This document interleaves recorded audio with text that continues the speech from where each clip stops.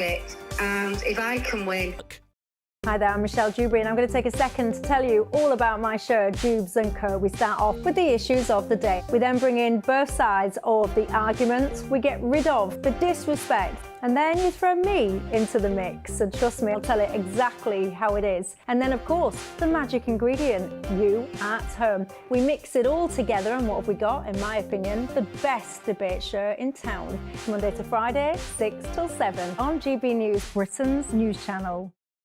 Why go out on a Friday night when Friday night comes straight to your home? Talking about? Join me and my A-team of top pundits. Chemistry tonight is electric. As we tackle the big stories of the day with wit, insight and fearless energy. Man of the people. It's all vibe. Just a filing cabinet on wheels with a tie on. So, order in Friday Night Live with me, Mark Dolan, every Friday at 8, only on GB News, the People's Channel, Britain's news channel. This is Britain's Newsroom, where your voice matters. It's just astonishing. With expert analysis and honest opinion, we don't just keep you informed. We bring you unique perspectives you won't see anywhere else. Can't argue with any of that. When the news happens, it happens here. On Britain's Newsroom, weekdays from 9:30 a.m. Only on GB News. Conservative MPs have finally chosen their top two for the leadership.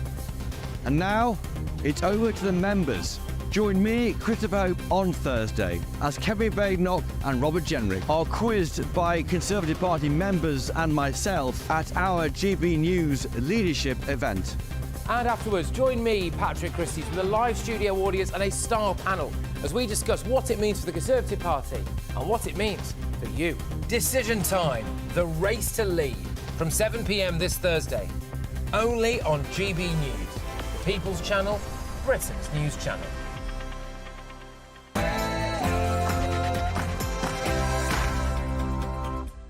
Fine. Hello, good afternoon. There you are. It's 1 o'clock on the Sunday, the 13th of October.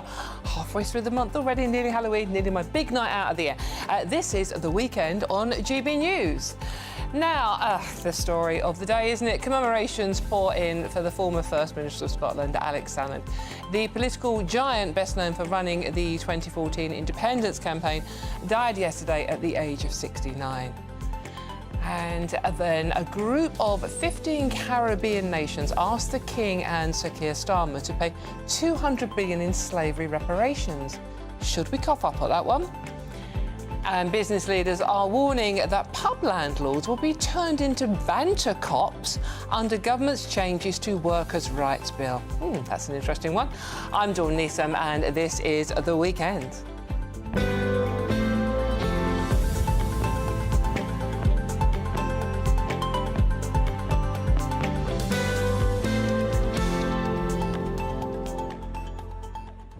But as you should know by now, this show is nothing without you and your views. It really is my favourite part of the show, and I want to hear from you because it's all about you. It's not about what I think or what the panel think, it's all about you.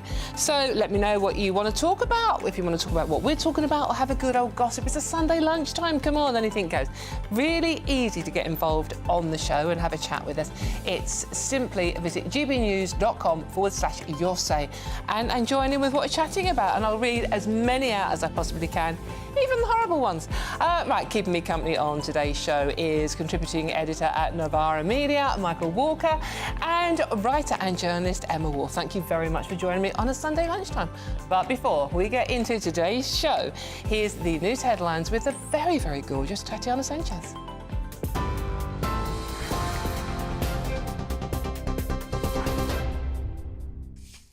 Dawn, thank you very much and good afternoon. The top stories. Well, the King says he's greatly saddened by the sudden death of Alex Salmond, former First Minister of Scotland. The Alba leader died yesterday afternoon, aged 69, from a suspected heart attack during a trip to North Macedonia. Mr Salmond had made a speech at the Institute for Cultural Diplomacy Forum and is understood to have collapsed at lunch in a crowded room. Members of the public in Scotland have been reacting to the news. His passing is a great shock. And I think for most Scots, whatever their opinions, it's sad. He was a pillar of the independence movement. I think he'll be remembered as the man that nearly got Scotland independence. Well, he nearly got us independence, but, you know, nearly's not good enough. I couldn't believe it, to be honest. I was shocked. I don't even know how he died yet, I'm not sure. I met him years ago when he was trying to be... He was walking around Swinton Crescent in Baillieston, and he was handing out leaflets and that, and he played me at pool. He's a good man, very good man. Yeah, very good man. Done his best for Scotland, you know. In other news, Robert Jenrick says he'll make Sir Jacob Rees-Mogg chairman of the Conservative Party if he triumphs against Kemi Badenoch in the party leadership contest. As chairman, Sir Jacob, who lost his seat at the general election, would be put in charge of the party's campaigning operations. Mr Jenrick told GB News that Jacob has been a tireless campaigner for the grassroots and he understands better than anyone the need for party reform. I want to have a different way to select candidates. So we end the favoured sons and daughters of the leader being parachuted in. That was a disgrace. Yes. I want to stop members just getting emails asking for money, but never asking what do they want and where do they want the party to go. Let's build a mass membership, democratic organisation. I think Jacob will be a great asset to that. Jonathan Reynolds says it's not the government's position that P&O Ferries is a rogue operator, despite a press release this week calling them a rogue employer.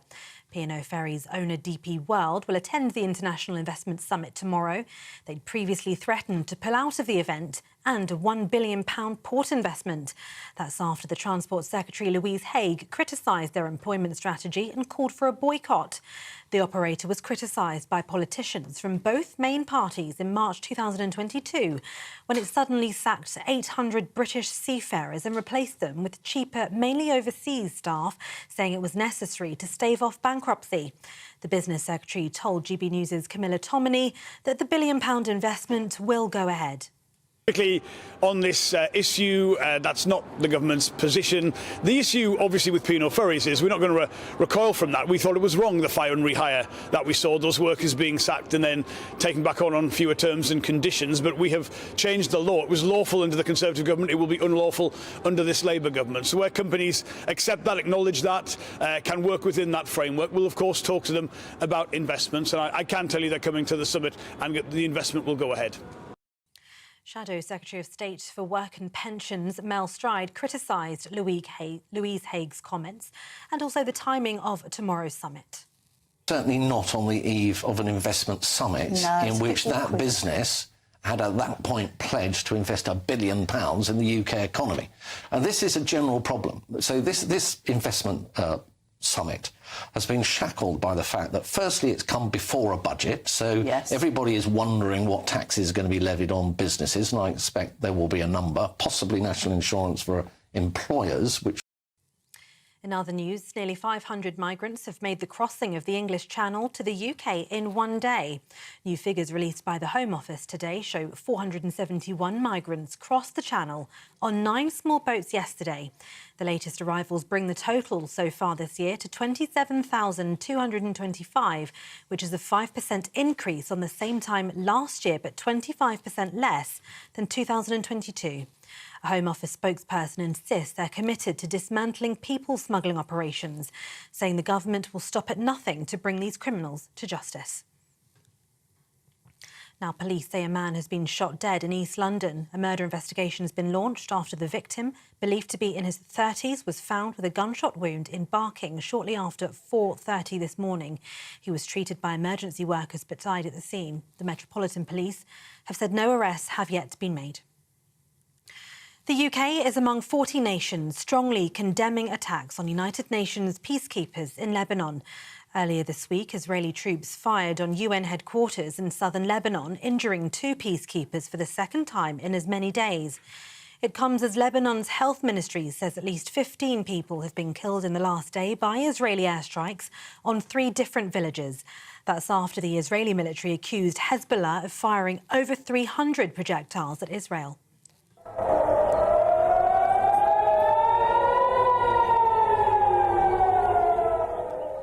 Meanwhile, Hezbollah rocket barrages triggered sirens across northern Israel overnight and early this morning. In Haifa, the 3rd biggest Israeli city and host of one of the country's biggest naval ports, sirens and explosions blared across the bay. People also rushed to nearby bomb shelters. An Israeli army spokesperson said in a statement that 5 projectiles were identified crossing from Lebanon into Israeli territory and were successfully intercepted by the IAF. And those are the latest GB News headlines for now. I'm Tatiana Sanchez. Now it's back to the lovely Dawn. For the very latest GB News direct to your smartphone, sign up to News Alerts by scanning the QR code or go to gbnews.com/alerts.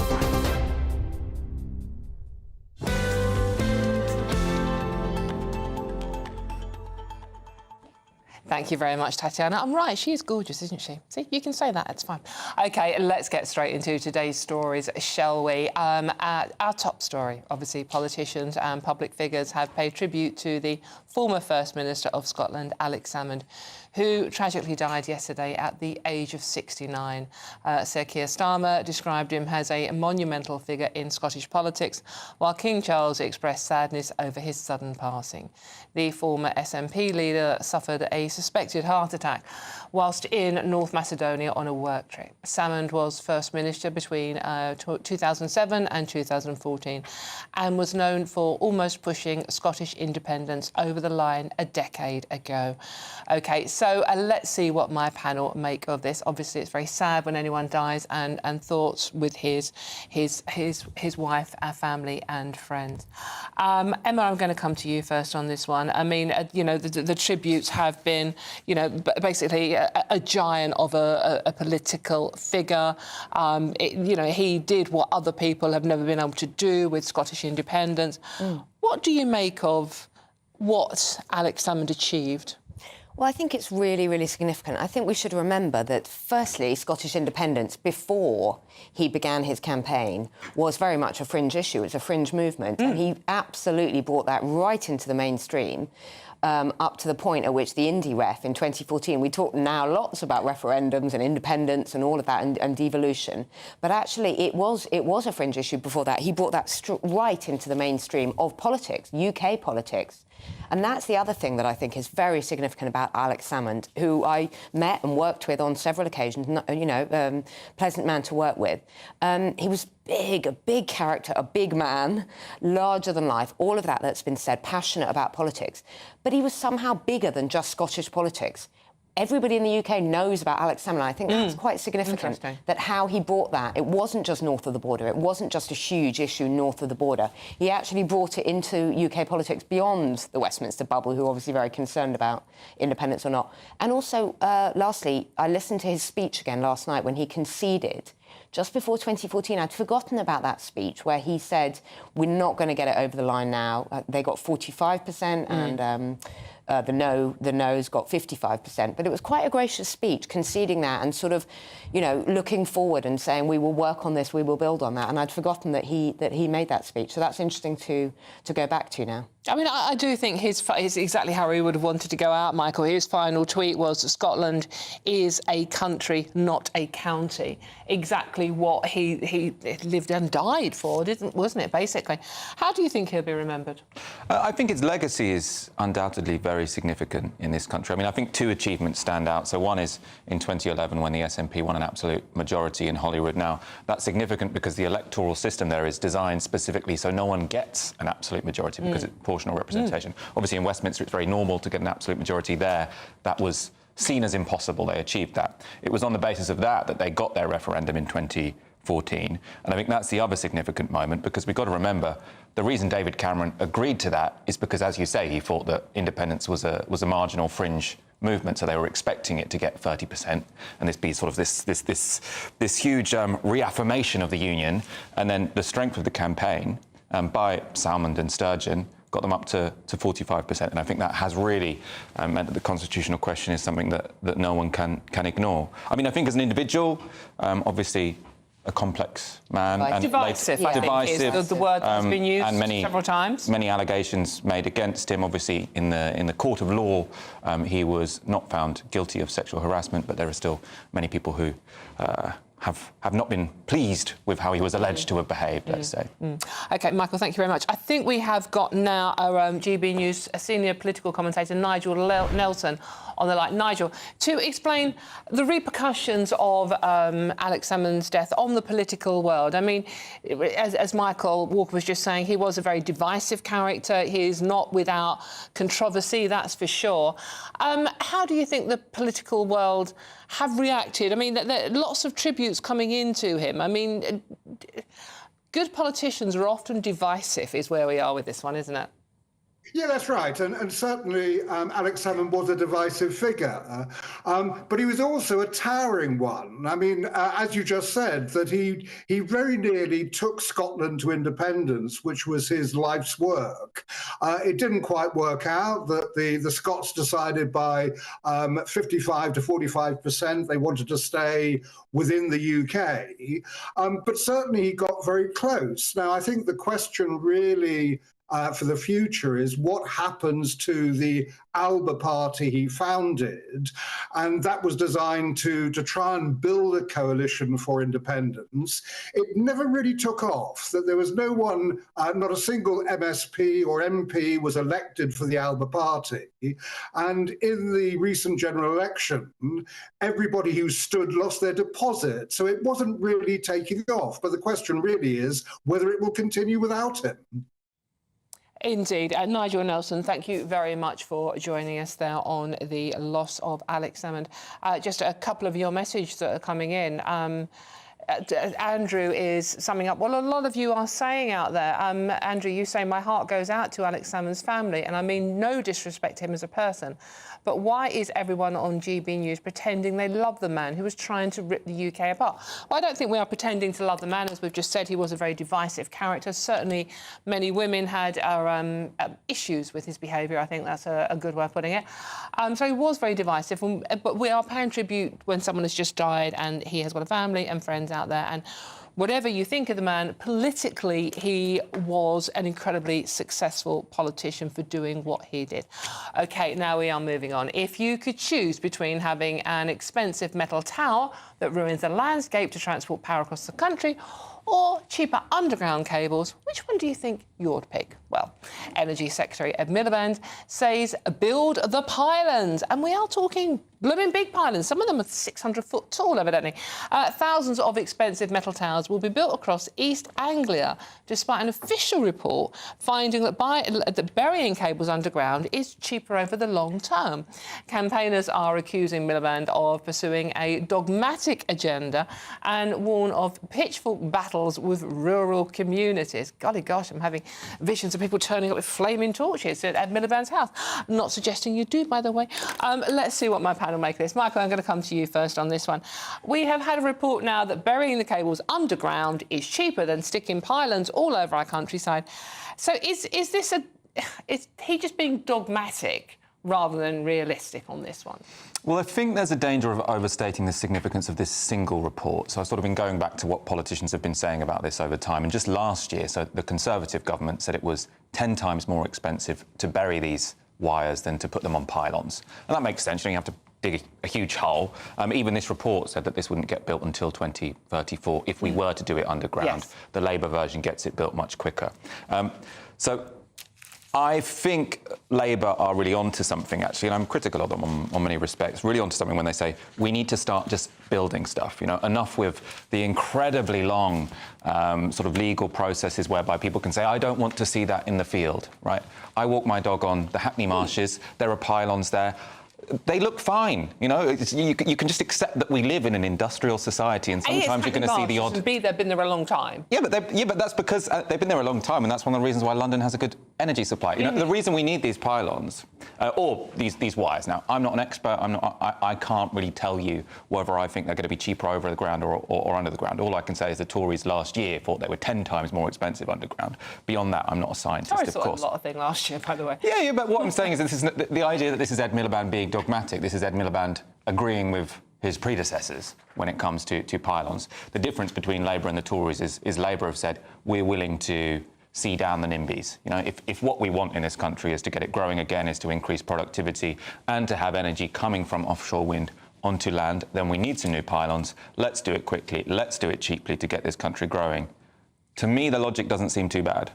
OK. You obviously don't live in this part of the world, though, do you? Well, I live in a part of the world with lots of pylons. Well, already right? there. And I feel like sometimes we're going to need more energy to go to the whole of Britain. And if people want a field that looks exactly as it has done for the last 200 years, maybe just look to the left a little bit, OK, shield your eyes, people out there, is Michael's suggestion. Emma, what do you make of this? I mean, the pylons could be in place, part of the, the green energy drive that Labour promised by 2030. by, indeed, 2030. Meanwhile, the underground cables would take until 2034, and according to this report, would be £600 million cheaper. Cheaper, exactly. Look, I think there's so much about Ed Miliband's obsessive, dogmatic, this drive towards net zero, which, by the way, doesn't actually make that much sense, and this obsession with clean power. I'm as green as anyone else. In fact, I'm much greener because I don't drive and I cycle and I recycle and all of that. Fair. Yeah, I do cycle everywhere and I don't run a car and all of that. So I'm absolutely behind the idea of, and I don't eat meat and all of that.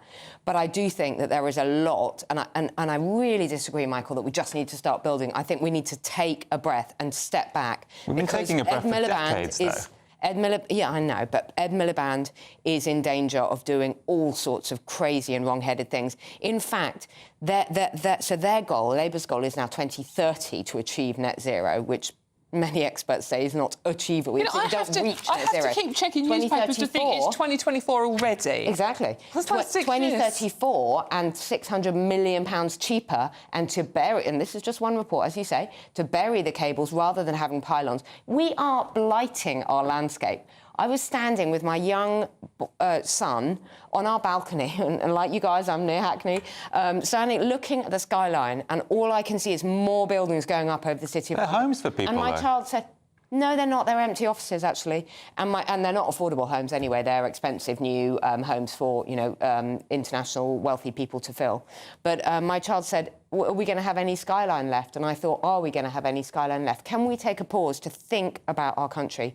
It is a blight on rural communities. It is actually really, really disruptive. Pylons are horrible. They are unsightly. This is where we live. This is our country. We only have one country.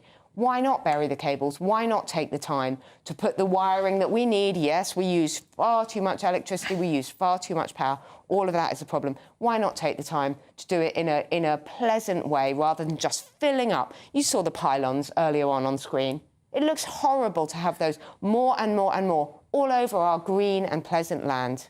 And in fact, in theory, it is only a 4 years difference. And by the time you've got the locals who understandably up in arms about this, sort of like fighting this decision, it could potentially take the pylons up to 2034 in any case. So, well, I suppose a comparison to make here. As I say, I'm not an engineer with an expert on whether it's more expensive above or underground. Well, but I do think that we are potentially overstating this report when it seems to be against everything else that people have been suggesting for a very long period of time. I feel like this might have been jumped on by the Telegraph, who've sort of been publicising this because it fits with the politics of their readers. It doesn't necessarily seem that this is sort of an independent assessment, that this is the one report we should pay attention to.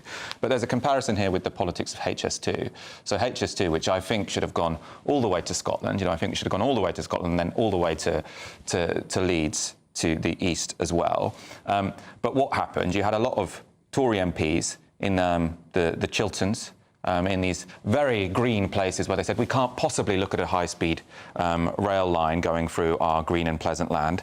What did we do? We decided to bury it. That made it so expensive that we ended up cutting it off at Birmingham, and now it seems pretty useless. So I think sometimes you do just have to say to people, look, for the benefit of the whole nation, you might have to accept something which you consider an eyesore, which, by the way, people get used to after about 5 years anyway. It's interesting because you're echoing exactly, I know you're not a fan of his, by the way, but Keir Starmer, who said, well, you're just going to have to get used to it. I agree with him on this. Yeah, but it's not in his backyard, is it? Exactly that too. Well, he lives in a backyard he lives right next to Euston. There are far more. Yeah, my parents live in Camden, and the whole of London has been messed around by what's the one that goes across London? Crossrail.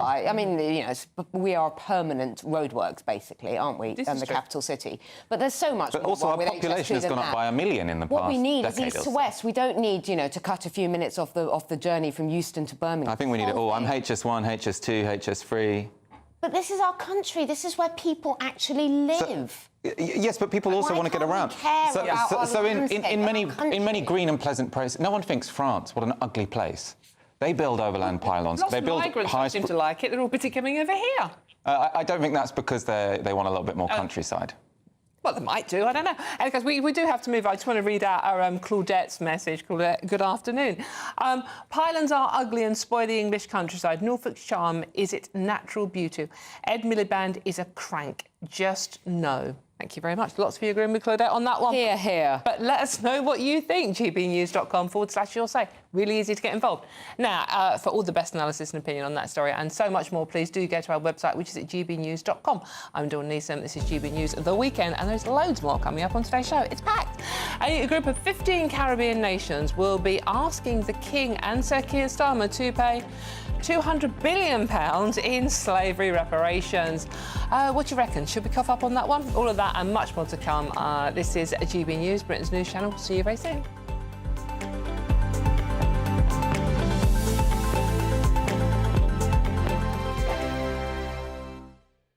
This is GB News, Britain's news channel.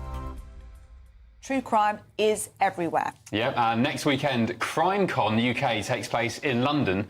And joining us now to tell us more about that event and the true crime phenomena is former detective Stephen. How do you pronounce your surname? Keogh. Sorry, Stephen. That's all right. I should have checked you before. No worries. And Nancy, and again, Nancy, what's your surname? Bourne. Bourne, thank you. I'm showing my ignorance there, but thank you both for joining us. So, Stephen, you're a former top cop. Hope you don't mind me describing you as that. At CrimeCon and other events like that, do you get into sort of the semantics of the investigations and, you know, how... For example, how I was watching something the other night where somebody was unfortunately murdered, but you saw the crime scene investigators trying to work out from which side the person was attacked from. Did the knife come from the left-hand side or the right-hand side? Is it all that kind of stuff? So for me, everything I've done since I've left the police is about sharing that knowledge of investigations, because if you watch TV, they get it wrong a lot. So what we try and do, I'm not the only police officer there, there's experts, of forensic scientists, psychologists, all from that investigative world, just trying to get across, well, actually, this is how it's really done. This is what we do, not what you're going to see on telly. And I think that's really important. So for me personally, coming along to CrimeCon, I just look at the list of people that are there, honestly, and I'm proud to be associated with them. There are some fascinating people there. People who've really fought for justice for their children. People who are campaigning for victims, for survivors. So it's an event that when you look at the name, you might think, oh, they're just going to sit there talking about serial killers and what they got up to. Couldn't be further from the truth. It's really about what goes on, how it impacts the victims, how the investigations are carried out. It's educational as much as anything. GB News, the People's Channel. Mark Dolan tonight is your weekend dose of news, debate and entertainment. This sounds like a wild conspiracy theory. Don't miss My Big Opinion. Mark meets and My Take at 10. Democracy is a funny old thing. And we don't do boring. Not on my watch. I just won't have it. Let's go and get another glass of that bubbly. You've earned it. That's Mark Dolan tonight, Saturday and Sunday, 9 to 11, only on GB News. The People's Channel, Britain's news channel. Welcome to State of the Nation, daily plunge into the stories shaping our country. I'm Jacob Rees-Mogg, and Monday to Thursday we bring you the insights, the facts, the truth about how our country is being governed. Because what happens in Downing Street matters down your street. Tune in to State of the Nation every Monday to Thursday, 8 to 9 o'clock. Only on GB News, the People's Channel, Britain's news channel.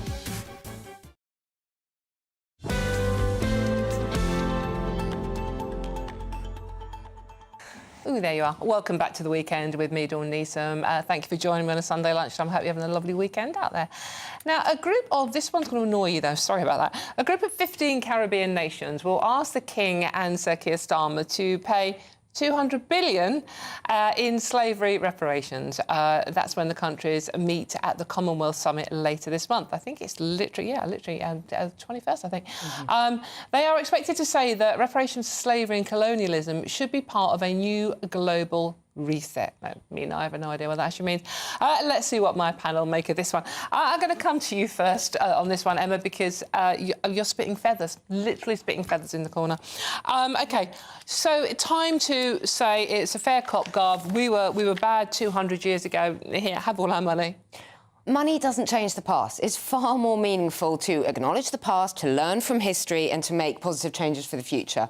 Every time we have these Commonwealth Heads of Summit meeting, the one in Samoa, I think coming up 21st, there are demands for huge amounts of money, 200 billion. It puts our sort of fiscal black hole into the shade, doesn't it? Yeah, Rachel Reeves will really be spitting feathers. Be eating a bagel on this one. Presumably, we will end up giving billions and billions of pounds, given that our Foreign Secretary, David Lammy, has been very vocal about this. He's been very, very critical, fiercely critical about he talks about the twisted lies of imperialism, the slaves stolen from homes in shackles. David Lammy actually supported the toppling of the Edward Colston statue in Bristol, and he is apparently descended from enslaved families. King Charles has said that slavery is a conversation whose time has come. Absolutely. Let's have a conversation about it. Let's talk about history. Let's not try and erase it. Let's not try and topple statues. Let's teach our children about slavery and about the wrongs of the past. But paying 200 billion or paying 1 billion is ludicrous, absolutely ludicrous. It doesn't change anything, and we certainly shouldn't be doing it. Yeah, I mean, the estimates on how much it is, it ranges from 206 billion up to 19 trillion. I don't even know what a trillion is, but it sounds like an awful lot of money. How does that make reparations? It's been officially worked out, hasn't it? But I mean, I don't know how they've set numbers on this.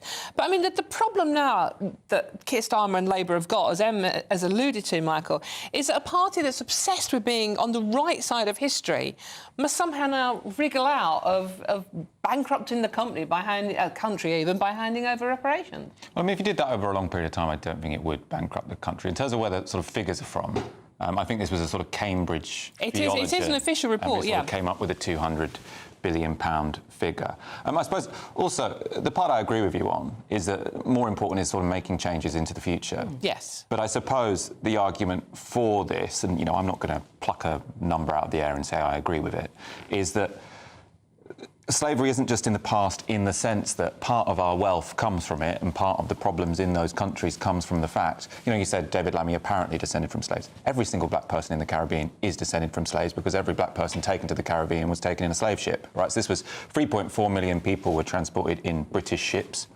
to the Caribbean, and they were transported to the Caribbean so that they could make profit for British people, which then got invested in the Industrial Revolution that we had, which is part of why we live so comfortably today. So I think the idea that we say part of our wealth is from the criminal exploitation of your ancestors, let's try and make amends. Now, that shouldn't probably just be in sort of let's make a transfer of 200 billion quid. But if it is some sort of development aid or some sort of arrangement whereby we say one of the reasons we're so rich is because we exploited you guys, therefore, to make amends, let's try and help you along your path to development in the same way that we have sort of enjoyed. We give billions in foreign aid. We're an incredibly generous country. Our foreign aid budget is, 11 billion? We are an extremely generous country. Also, individually, I think people in this country are incredibly generous, and we travel abroad, we welcome people of all, cultures and faiths and religions and everything. So I just don't see... There isn't a single person living alive today who is responsible for what happened. But we absolutely need to have that conversation and acknowledge it. But I'm afraid demands for billions and billions of pounds are completely crazy. Just very, very quickly, I'm running out of time. What about the black people, families might be descended from slaves back in the past, who are struggling now financially? They're going to be struggling to pay their heating bills, they're struggling to put food on the table in this country. Well, hold on a minute, I've got to pay more money over now. What about those people? And what about the working class in the past whose kids were shoved up chimneys? Why do they owe money from something that happened 200 years ago?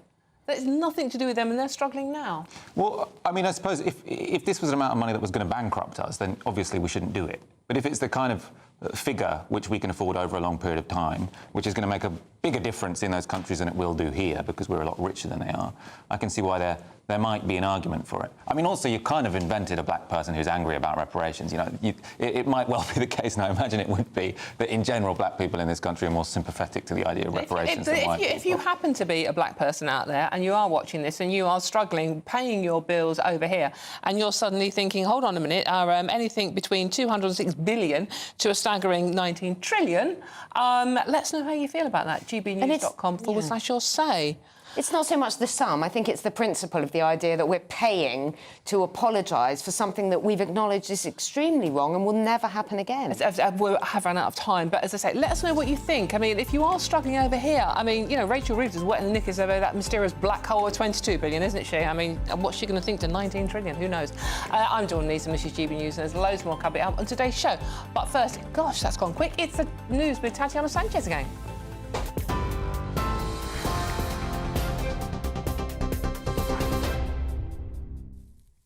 Dawn, thank you very much. The top stories. The King says he's greatly saddened by the death of Alex Salmond, the former First Minister of Scotland. The Alba leader died yesterday afternoon, aged 69, from a suspected heart attack during a trip to North Macedonia. Mr Salmond had made a speech at the Institute for Cultural Diplomacy Forum and is understood to have collapsed at lunch in a crowded room. There will be a post-mortem examination to confirm the cause of death.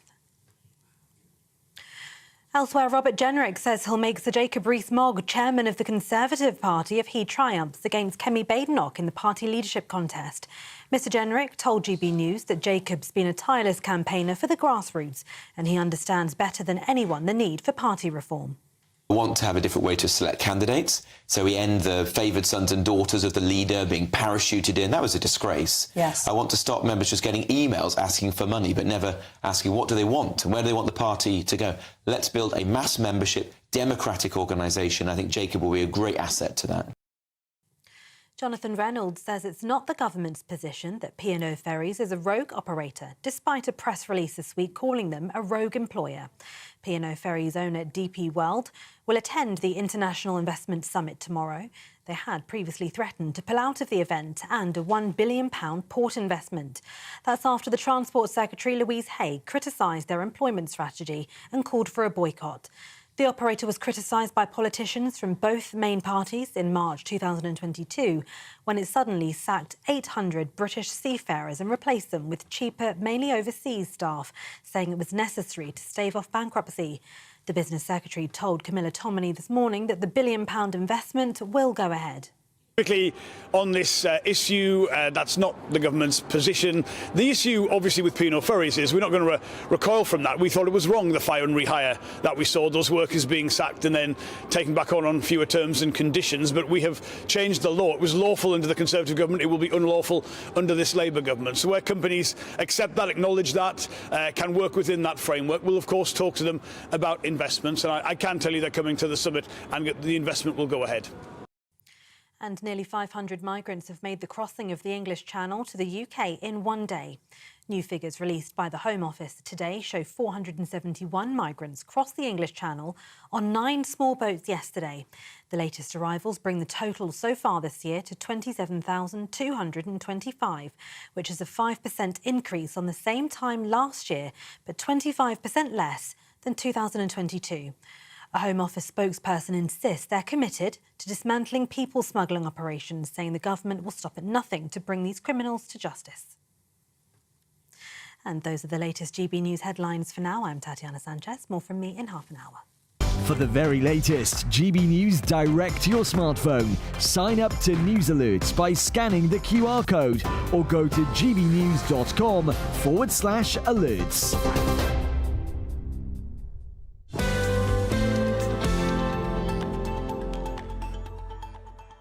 Thank you very much, Tatiana. Now, as I said, lots of you are getting in touch. Just want to quickly read this one out because you have really that debate about reparations and slavery. This is Paddy. The whole idea of reparations is total rubbish before anyone here pays a single penny to the African nations. What about the African nations, rather, that sold their own people into slavery? They should pay first. Strong opinions on that one, and it's really easy to join the conversation at gbnews.com/your say on that conversation and anything else we talk about or anything I want to chat about, to be honest with you. There are still loads more coming up in today's show. More to come. I'm Dawn Neeson, and this is GB News, Britain's news channel. You put the kettle on. We'll see you soon.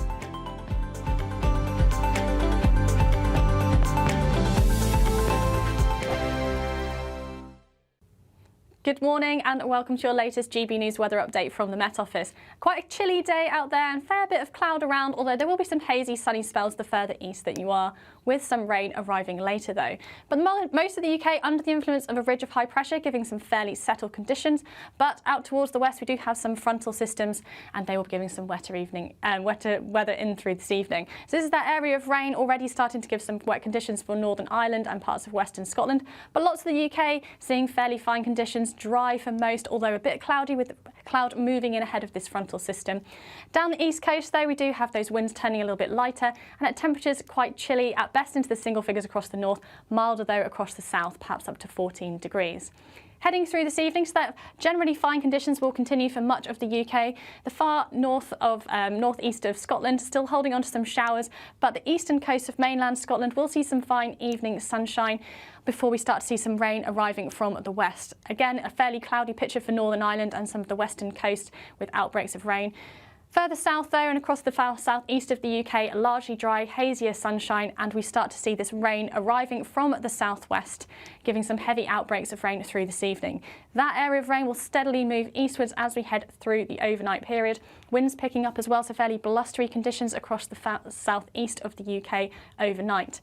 Further north though, a little bit drier for parts of Northern Ireland and Scotland, some clear spells and down into single figures again.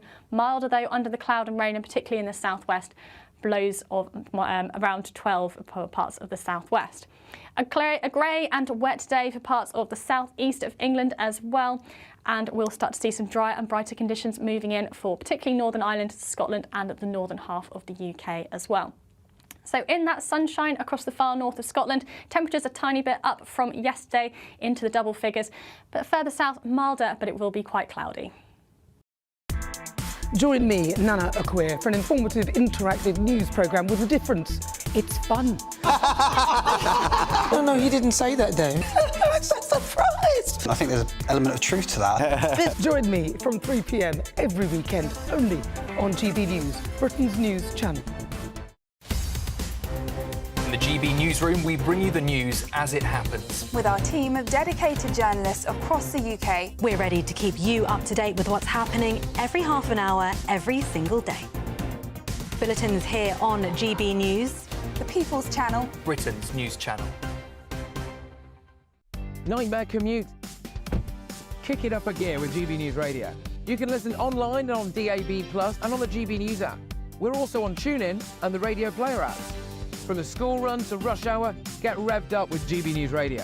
We are the People's Channel, Britain's news channel.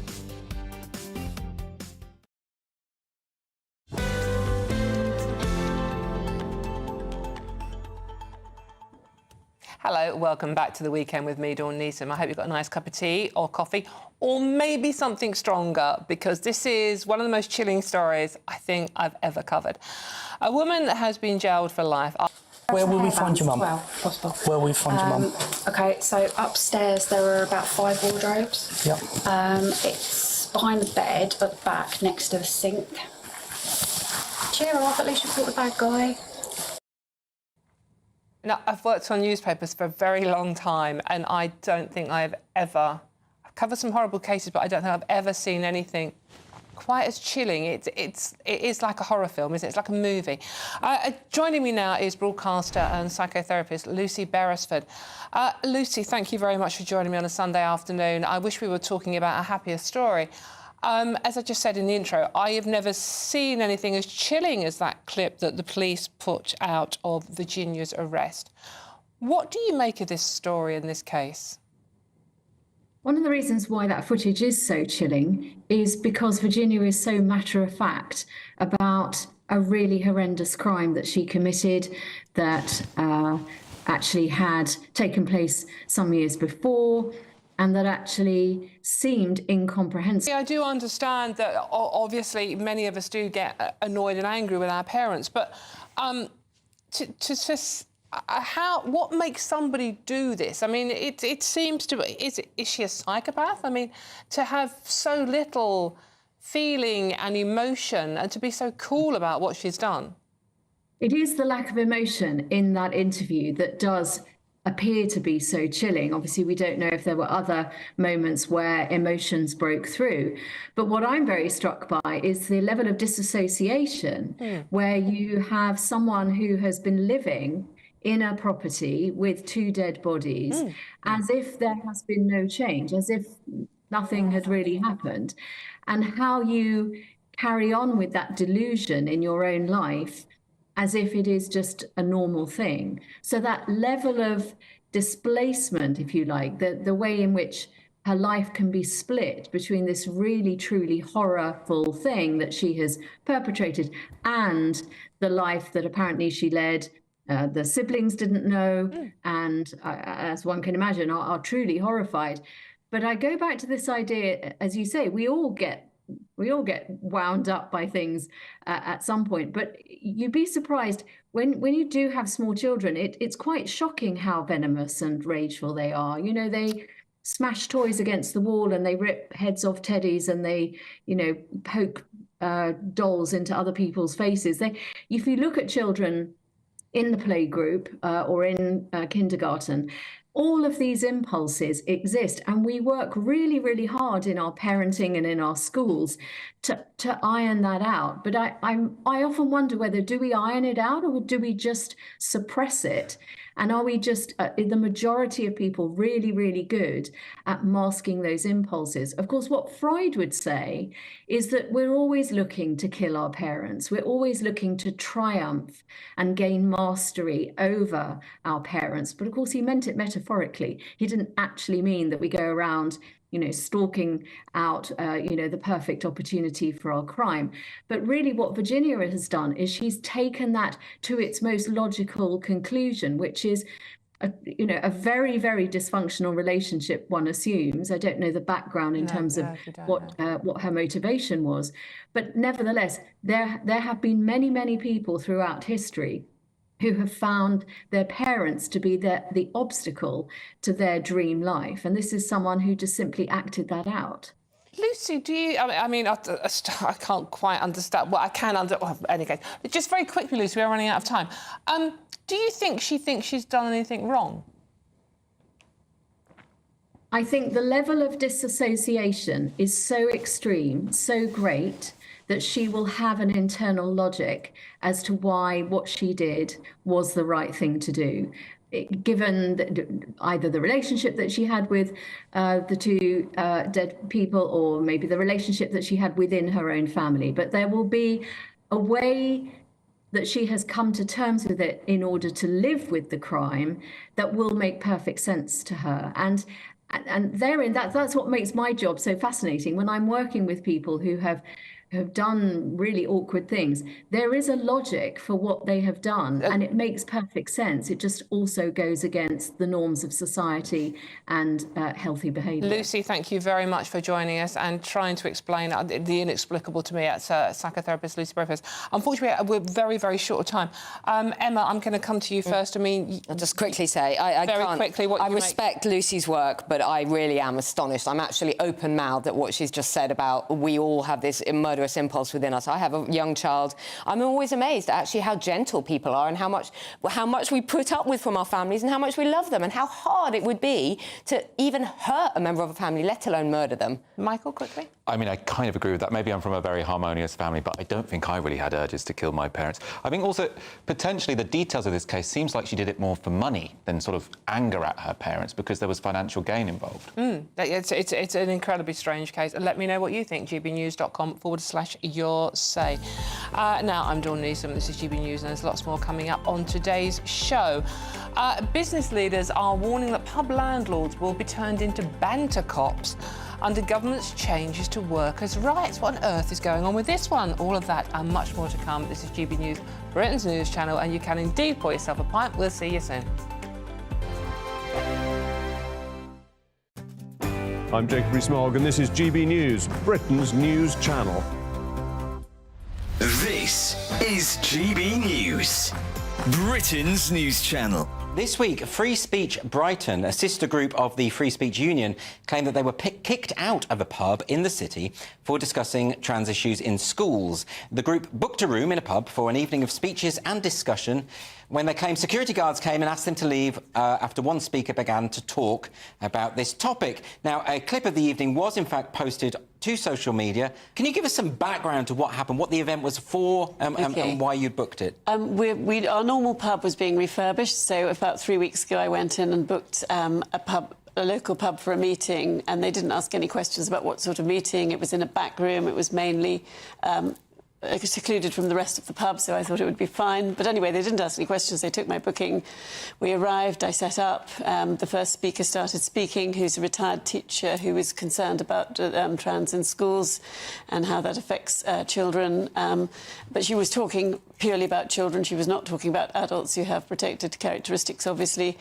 And then towards the end of her speech, I became aware of security guards standing behind me in the middle room. So I went to have a quick word with them and see what they wanted. And they said, we've had a complaint. And I said, what's the complaint? And they wouldn't say. Then they said, will you come and talk to the landlord? So I went to the front of the bar and they indicated this chap was the landlord, but he looked about 20, so I don't think he was the landlord.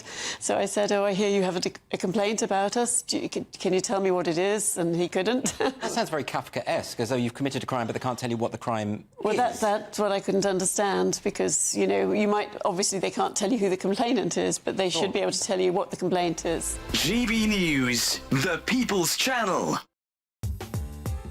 I'm Christopher Hope. From pop stars to politicians, I'll interview anybody in a pub who's got a political opinion. Join me every Friday on Spotify, Apple Podcasts, YouTube or gbnews.com, or wherever you get your podcasts. This is GB News, the People's Channel. This is Britain's Newsroom, where your voice matters. It's just astonishing. With expert analysis and honest opinion, we don't just keep you informed. We bring you unique perspectives you won't see anywhere else. Can't argue with any of that. When the news happens, it happens here. On Britain's Newsroom, weekdays from 9:30 a.m. Only on GB News. If you want your news to be straight talking... This is a nightmare for the Conservatives again. Down to earth. It's not just Nottingham where this is happening, is it? And most importantly, honest. Hard-working, middle-class taxpayers, they'll get their book thrown at them. Then catch me, Martin Daubney, Monday to Friday, 3 till 6 p.m. on GB News, Britain's news channel.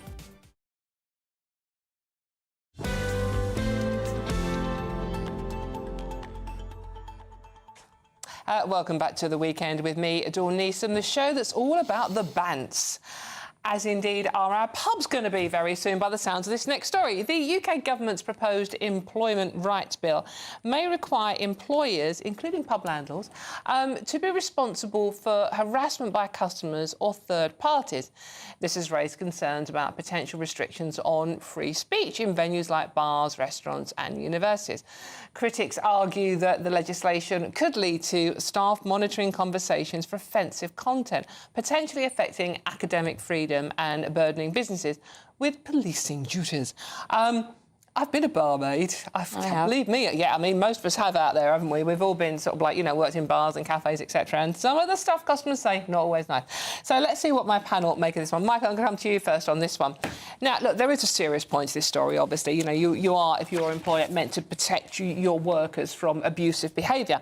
But when you apply it to pubs, and now we're saying that people that are running pubs and bars are responsible for someone getting a bit gobby to their staff. They're legally responsible now, or if this goes through, they'll be legally responsible. That really is taking it a bit far, isn't it? I think they should be responsible for someone being gobby to their staff. I mean, I think there's a distinction that needs to be made between offence and harassment. So obviously, if it were the case that sort of you as a staff member could say, I overheard a conversation that offended me and therefore my manager has a legal responsibility to protect me from hearing that, that would be ridiculous. I assume this law isn't doing that, and if it is, it shouldn't. It's all a bit vague about that. But if it is the case that you as a staff member are being treated in an offensive way, not just overhearing someone being offensive, but being treated in a discriminatory or offensive way, then I think absolutely your manager should have a responsibility to protect you from that. What about you, Emma? Well, I'm not sure it's the responsibility of the manager. I do think this is... Yes, there are going to be, especially if you work in a pub or a bar, which I have done, as well as you, Dawn, there are annoying, loud, drunken, obnoxious, offensive people out there. No one should be working in a place where they're being abused or harassed. Absolutely not. But in the big wide world, there are going to be idiots out there. you kind of, especially if you're working in a pub or a bar or a restaurant, whatever, you need to be able to deal with that in the big wide world. I don't think businesses can take much more of this nonsense. Well, this is part of this Workers' Rights Act. And as you say, Michael, it's not clear exactly how this will operate. But it's quite a chilling effect. Universities, for example, may not book controversial speakers because they are worried about the potential for people to become offended. Therefore, we're basically shutting down free speech. We've seen that recently with Suella Braverman. Not that she was particularly planning to say anything controversial, but anyway, because of her safety, she had to cancel her speech at Cambridge University. Yes. But I think that businesses genuinely, employers, companies can't take much more of this nonsense. And I think everybody just needs to grow a backbone and stop loading all of the workers' rights, all of those responsibilities onto the employer, you know, workers' rights from day one, all of this kind of stuff, and just get some sense into... Well, who else is going to be responsible for workers' rights? I mean, obviously, if you're in favour of workers' rights, it's going to be a responsibility that ends up with the employer. But I'm amazed at how much public life has been cleaned up. Now, when you walk down the street as a woman, maybe it's just that I don't get wolf whistled at anymore, but I'm amazed at how much better standards are and how you don't get sort of catcalled, you don't get wolf whistled at quite so much. In the old days, you would walk past a building site, even ancient people like us, you would walk past a building site. If you were female, men would whistle at you. That doesn't happen now. We've really cleaned up our public spaces. Being ancient, I'm going to leave that on the lack of wolf whistles. But let's have a look at the weather with Amy. Thank you very much for reminding me I'm ancient, don't get wolf whistles. Thank you very much. Here's the weather in any case with Amy.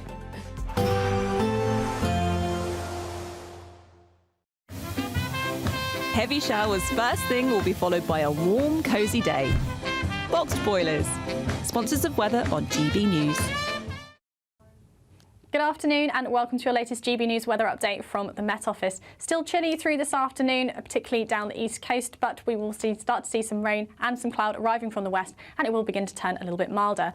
But at first, still got a high pressure, so fairly calm conditions across particularly the eastern half of the UK. But as we head through this evening, developing a southerly wind, and we've got these frontal systems arriving from the west. So that rain arriving from the west, thickening cloud across the far north, and we'll start to see some particularly heavy outbursts of rain across parts of Devon and Cornwall and parts of Wales through this evening as well.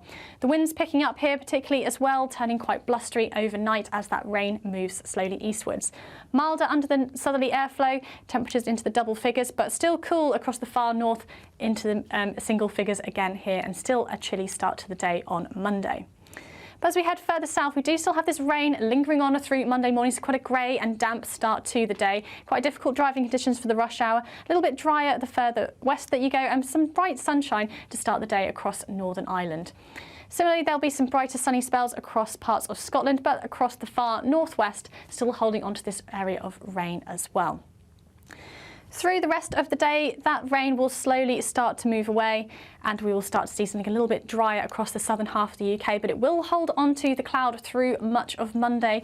You'll still be holding onto that quite grey and perhaps drizzly conditions on perhaps some coast and over some high ground. But for Northern Ireland, the far north of England and Scotland, there will be some decent sunny spells around. Temperatures here will be a touch higher than we saw on Sunday, and across the south milder, although still fairly cloudy, so those temperatures perhaps not feeling quite as warm. Heading through this evening, it's still holding on to a fairly cloudy picture across the southern half of the UK. Further north still, they're going to have these clearer spells developing as well. Through Tuesday, most places will be staying dry, but we start to see some wet weather moving in through Wednesday. That's all from me. Catch you later. Despite the morning rain, it'll be a nice, warm, cosy day ahead. Boxed heat pumps, sponsors of weather on GB News. There's only 2 weeks remaining to grab your chance to win a whopping £36,000 cash in the Great British Giveaway. That's like having £3,000 each month for an entire year. Extra cash.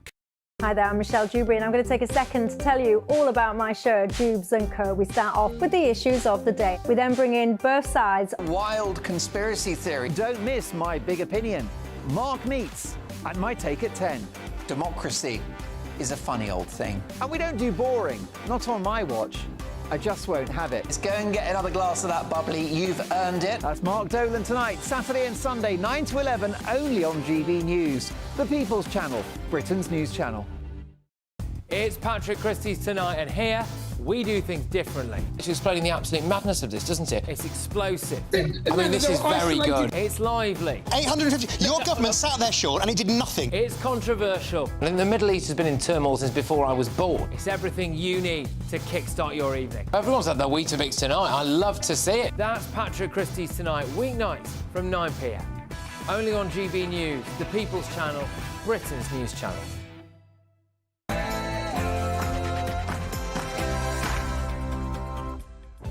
Hello, good afternoon. It's 2 o'clock on Sunday, the 13th of October. Why am I telling you what the time? It's a Sunday afternoon. Do you care it's 2 o'clock? It doesn't count, does it? Any case, this is the weekend and it is GB News. Now, Rachel Reeves, cheer up everybody, it's a Sunday afternoon. Rachel Reeves is already facing calls from at least 70 Labour MPs to pledge billions more on public services, despite promising not to raise taxes on those mythical working people she keeps banging on about. How will she afford it at the next budget? Are we going to see Labour flip-flop a key manifesto pledge? Then Taylor Swift's taxpayer-funded police escort to her Wembley concerts have sparked controversy due to the involvement now of the Attorney General in pressurising the Metropolitan Police. Should we be paying for pop stars' pampered treatment? And I'll be joined by a British climber, I love the story, who survived being stranded with her partner in the Himalayas to tell her incredible story. You can see her on the picture there. I'm Dawn Neeson, and this is indeed The Weekend.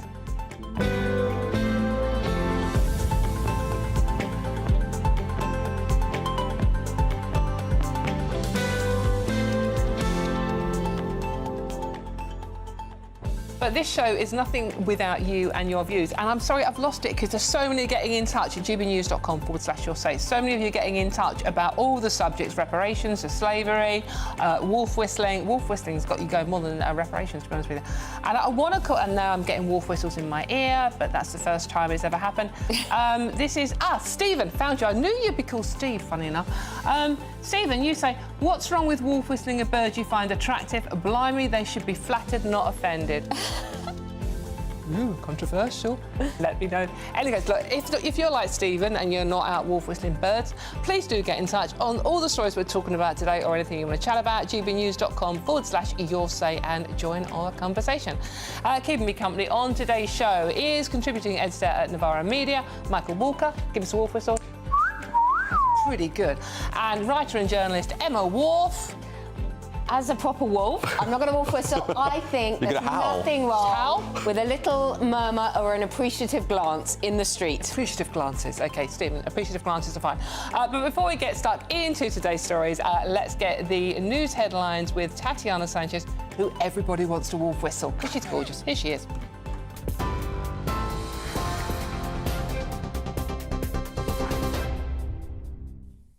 Dawn, thank you very much. The top stories this hour. The King says he is greatly saddened by the sudden death of Alex Salmond, former First Minister of Scotland. The Alba leader died yesterday afternoon, aged 69, from a suspected heart attack during a trip to North Macedonia. Mr Salmond had made a speech at the Institute for Cultural Diplomacy Forum and is understood to have collapsed at lunch in a crowded room. Members of the public in Scotland have been reacting to the news. His passing is a great shock. And I think for most Scots, whatever their opinions, it's sad. He was a pillar of the independence movement. I think he'll be remembered as the man that nearly got Scotland independence. Well, he nearly got us independence, but, you know, nearly's not good enough. I couldn't believe it, to be honest. I was shocked. I don't even know how he died yet, I'm not sure. I met him years ago when he was he was walking around Swinton Crescent in Baillieston, and he was handing out leaflets and that, and he played me at pool. He's a good man, very good man. Yeah, very good man. Done his best for Scotland, you know. Robert Jenrick says he'll make Sir Jacob Rees-Mogg chairman of the Conservative Party if he triumphs against Kemi Badenoch in the party leadership contest. As chairman, Sir Jacob, who lost his seat at the general election, would be put in charge of the party's campaigning operations. Mr Jenrick told GB News this morning that Jacob has been a tireless campaigner for the grassroots and he understands better than anyone the need for party reform. Want to have a different way to select candidates, so we end the favoured sons and daughters of the leader being parachuted in. That was a disgrace. Yes. I want to stop members just getting emails asking for money but never asking what do they want and where do they want the party to go. Let's build a mass membership democratic organisation. I think Jacob will be a great asset to that. In other news, Jonathan Reynolds says it's not the government's position that P&O Ferries is a rogue operator, despite a press release this week calling them a rogue employer. P&O Ferries owner DP World will attend the International Investment Summit tomorrow. They previously threatened to pull out of the event and a £1 billion port investment. That's after the Transport Secretary Louise Haigh criticised their employment strategy and called for a boycott. The operator was criticised by politicians from both main parties in March 2022 when it suddenly sacked 800 British seafarers and replaced them with cheaper, mainly overseas staff, saying it was necessary to stave off bankruptcy. The Business Secretary told Camilla Tominey this morning that the £1 billion investment will go ahead. Quickly on this issue, that's not the government's position. The issue, obviously, with P&O Ferries is we're not going to recoil from that. We thought it was wrong, the fire and rehire that we saw, those workers being sacked and then taken back on fewer terms and conditions. But we have changed the law. It was lawful under the Conservative government. It will be unlawful under this Labour government. So where companies accept that, acknowledge that, can work within that framework, we'll, of course, talk to them about investments. And I can tell you they're coming to the summit and the investment will go ahead. Shadow Secretary of State for Work and Pensions Mel Stride criticised Louise Haigh's comments and the timing of the summit tomorrow. Certainly not on the eve of an investment summit in which that business had at that point pledged to invest £1 billion in the UK economy. And this is a general problem. So this investment summit has been shackled by the fact that, firstly, it's come before a budget, so everybody is wondering what taxes are going to be levied on businesses, and I expect there will be a number, possibly national insurance for employers, which... Nearly 500 migrants have made the crossing of the English Channel to the UK in one day. New figures released by the Home Office today show 471 migrants crossed the Channel on 9 small boats yesterday. The latest arrivals bring the total so far this year to 27,225, which is a 5% increase on the same time last year, but 25% less than 2 years ago. A Home Office spokesperson insists they're committed to dismantling people smuggling operations, saying the government will stop at nothing to bring these criminals to justice. And the UK is among 14 nations strongly condemning attacks on United Nations peacekeepers in Lebanon. Earlier this week, Israeli troops fired on UN headquarters in southern Lebanon, injuring 2 peacekeepers for the second time in as many days. It comes as Lebanon's health ministry says at least 15 people have been killed in the last day by Israeli airstrikes on 3 different villages. That's after the Israeli military accused Hezbollah of firing over 300 projectiles at Israel.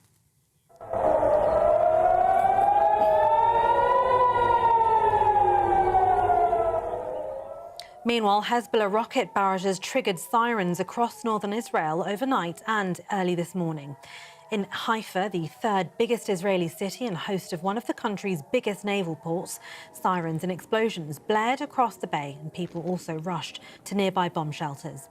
An Israeli army spokesperson said in a statement that 5 projectiles were identified crossing from Lebanon into Israeli territory and were successfully intercepted by the IAF. And those are the latest GB News headlines for now. I'm Tatiana Sanchez. More from me in half an hour.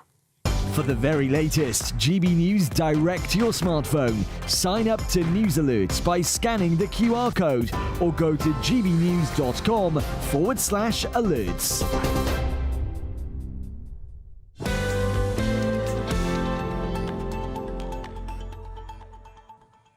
Thank you very much, Tatiana. I'm tempted to wolf whistle as she does walk out the studio, but I can't wolf whistle. My sister's brilliant at it, but I'm rubbish. But this is a subject that's really got you all engaged. Lots of love in the room for Emma here. Gary says Emma would get a wolf whistle from me. She's a cutie. And Michael... Have I got an admirer as well? No, actually. No, it's a chap called Mike. Mike says, I'd give Emma an appreciative glance anytime. Thank you, Mike. Thank you, Gary. I'll be in touch to arrange dates. I would, Michael. I would wolf whistle, but I can't. And meanwhile, just Susan, I've got to read yours out. Susan says, Dawn, there's nothing wrong with wolf whistling. Back in the day, it was a compliment. I believe there is probably fully paid up members of the Fat and Ugly Brigade that are complaining they never get a wolf whistle. Well, Susan, seeing as I actually had a bit of a rant about how I have never been wolf whistled, I'm taking that as some kind of compliment. Any case, let's get on to today's story, shall we? Keep your views coming in then, gbnews.com/your say. Now, at the end of the month, it's a momentous occasion. No, not only Halloween, my big night out of the year. It's the first budget delivered by a woman, but it will also be the first Labour budget in 15 years. Despite the generational moment, it's not all smooth sailing for Chancellor Rachel Reeves, is it? She's already facing calls from at least 70 Labour MPs to pledge billions more on public services, despite promising not to raise taxes on the mythical working people. There have been hints she might have to flip-flop, wonder where she gets that from, on the key manifesto pledge. Joining me now is GB News senior political commentator Nigel Nelson. Nigel, you look gorgeous. I can't wolf whistle, but thank you for joining us on a Sunday afternoon again. Nigel, it's not going well, is it, for Rachel Reeves? I mean, you know, spend money, don't spend money, where's she getting the money from? Black hole, working people, etc., etc. Well, you're absolutely right. There's a question of actually where she gets the money from. She needs about £25 billion in this coming budget. Now, £9 billion of that has already been allocated on the basis of raising private school fees and tax on non-doms. Obviously, the question is whether, in fact, that'll raise as much money as she hoped. Now, she boxed herself into a corner a bit with her own fiscal rules, which basically said that day-to-day spending should not exceed tax receipts, which sounds pretty sensible, and debt had to fall by the end of this Parliament. Now it looks like she's going to widen that a bit, and what that means is more borrowing, so she's got more money to spend on public services. Aren't we already up to God knows how many trillions of pounds of debt, Nigel? Well, we are. I mean, we have the biggest debt mountain now since the 1960s. Right. So debt's a real problem. But then so is everything else. That the economy is in a mess. Money has got to be raised from somewhere. And it looks like that employer national insurance might be one way of doing it. It's national insurance is a huge revenue raiser. It's about £177 billion a year that it raises. So there's quite a bit of scope there to get some money back. But it is a question where the money comes from. I would rather she hadn't penalised pensioners by taking away their winter fuel allowance. Better to tax businesses and the wealthy. However, it's not an either or. It looks like that's going to be a both. Nigel, why aren't they just being honest? I mean, this is basically, it's going to have to be an austerity budget. Why aren't they just honest about that? Well, it's not as much as austerity. It is going to be painful and scary, which is actually appropriate. It comes at Halloween. But she's already said that we know it is going to be difficult. Whoever ends up paying more tax is going to squeal about it. People always do. But the money has got to come from somewhere. So in a sense, she has been honest about how difficult it's going to be. What she hasn't told us yet is what actually is going to be in the budget. But then no chancellor ever does that before the day. Don't you think, though, Nigel, just quickly, don't you think that a little bit of optimism, you know, Labour came in, we're going to, growth, it's all about growth, growing the economy, attracting business. We've already seen the sort of like, you know, the mess up over the P&O ferries. You know, a little bit of optimism would have been more helpful for growth rather than things are going to get worse? Well, I mean, they certainly appeared a bit gloomy. You're absolutely right. But things are going to get worse before they get better. And I think that's the point. They've had to be honest about that. Life is going to be difficult for a while. Now, if everything that's being put in place does lead to the economic growth they're talking about, we will be better off. But we're not going to be better off for a few years yet. Great, thank you very much. That's political commentator Nigel Nelson, who's just cheered us up no end, so you're not getting a wolf whistle, all right? Thanks very much for joining us, Nigel, thank you. I'm sorry, hold on, I'm sorry, but this just sounds like austerity to me, doesn't it, you, Emma? Yeah, I mean, we're talking about a budget of doom. Genuinely, I think normal people who don't normally engage in things like the budget coming up at the end of October or politics particularly, are really, really terrified, actually, at the moment. Genuinely terrified. We've been told to be scared. We were told. And where was the optimism? Even just the first few days, Keir Starmer said things are going to get a lot worse before they get better. There was no kind of tidal wave of surge of optimism or any of that. And why? Why must it all be so punitive? Why come in and attack you know, children with special educational needs who might be in private schools, attacking the pensioners, attacking potentially... And we've had a lot of ideas floated, so we don't know, in Rachel Reeves' sort of defence, I suppose, we don't know what's true. But things like, you know, winter fuel we do know about, but things like having the bus passes taken away, having older people not being able to drive, all these things that are swirling around. And Nigel says if everything is put in place will work, you know, things will be better in the long term. No, not necessarily. I'm sorry, that's not true. Many of these Labour policies are forcing businesses and bigger, wealthier people who pay a lot of tax in this country genuinely to look abroad. People are moving abroad. People are taking their businesses elsewhere. Small business owners are terrified about all this burden on them. Employer contributions to national insurance, that kind of thing. The national insurance they weren't going to touch, but there was a little caveat hidden in that, wasn't there? Employers' contributions, which is a real burden on small businesses, which are the majority of businesses in this country. But all the non-doms are going to pay. Oh no, they're not, because but that was only a tiny literally amount. non-doms now. I mean, so, you know, send children in private schools, pensioners, non-doms have all gone, so that's our...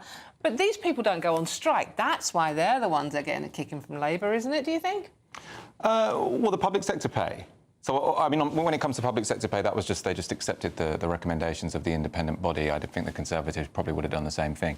I mean, in terms of this letter which has been written to the government, that's actually a group of fairly supportive MPs. They're not particularly left-wing, they're the group for growth.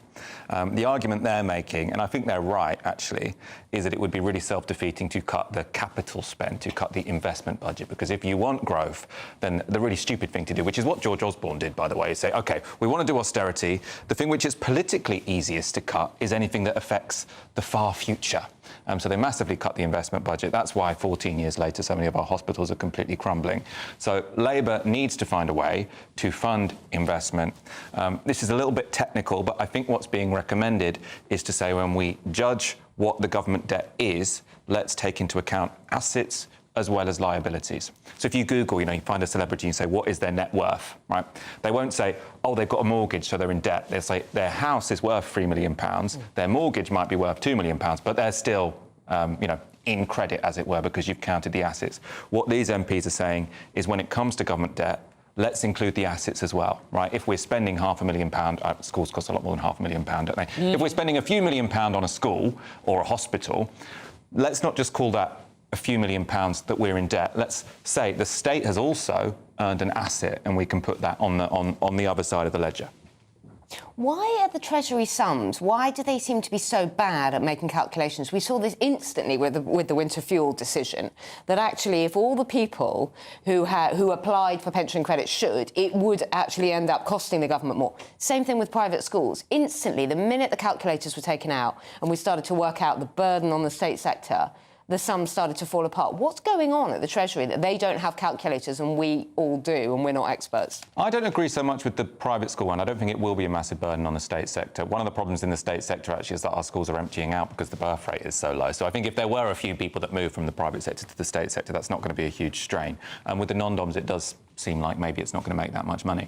I suppose with the Treasury, I think there is a problem, which is that so much of it is based on this short-termist, will it fit the fiscal rule? So we get these headlines sort of every 6 months, where they say, oh, we found some new headroom. And what that means is, like, there's been a 0.1% change to an interest rate here or there. And obviously that doesn't seem to me to be a particularly sensible way to run the country. I should say, is this a good investment or is it a bad investment? Let's not care if it means that we, you know, fit into this really fine-tuned fiscal rule, because I think that's where a lot of time gets wasted, essentially. OK, well, unfortunately, we have to move on there. But what do you think about... I mean, are you scared by Halloween this year? For not the obvious reasons either. For the budget, I mean, are you worried about how it's going to affect you, paying your bills? Certainly if you're older. It doesn't sound like it's good news, does it? And is it just austerity by another name? What do you think? gbnews.com/your say. But all the best analysis and opinion on that story, please do go to our website, gbnews.com. In any case, talking of money, if you feel like you are going to struggle and you are worried about this budget, I think we all are, because we've been told to be, haven't we? Here's a chance for you to win £36,000 in cash that Rachel Reeves can't get her hands on. It's all tax-free. It's the Great British Giveaway, and there's just 2 weeks remaining to get your entry in. So make sure you don't miss out, and here's all the details you need on how to make it yours. There's only 2 weeks remaining to grab your chance to win a whopping £36,000 cash in the Great British Giveaway. That's like having £3,000 each month for an entire year. Extra cash in your bank account that you can do whatever you like with. Take a year off and keep it to yourself. You don't even need to tell the taxman, as it's totally tax-free. For another chance to win £36,000 in tax-free cash, text CASH to 63232.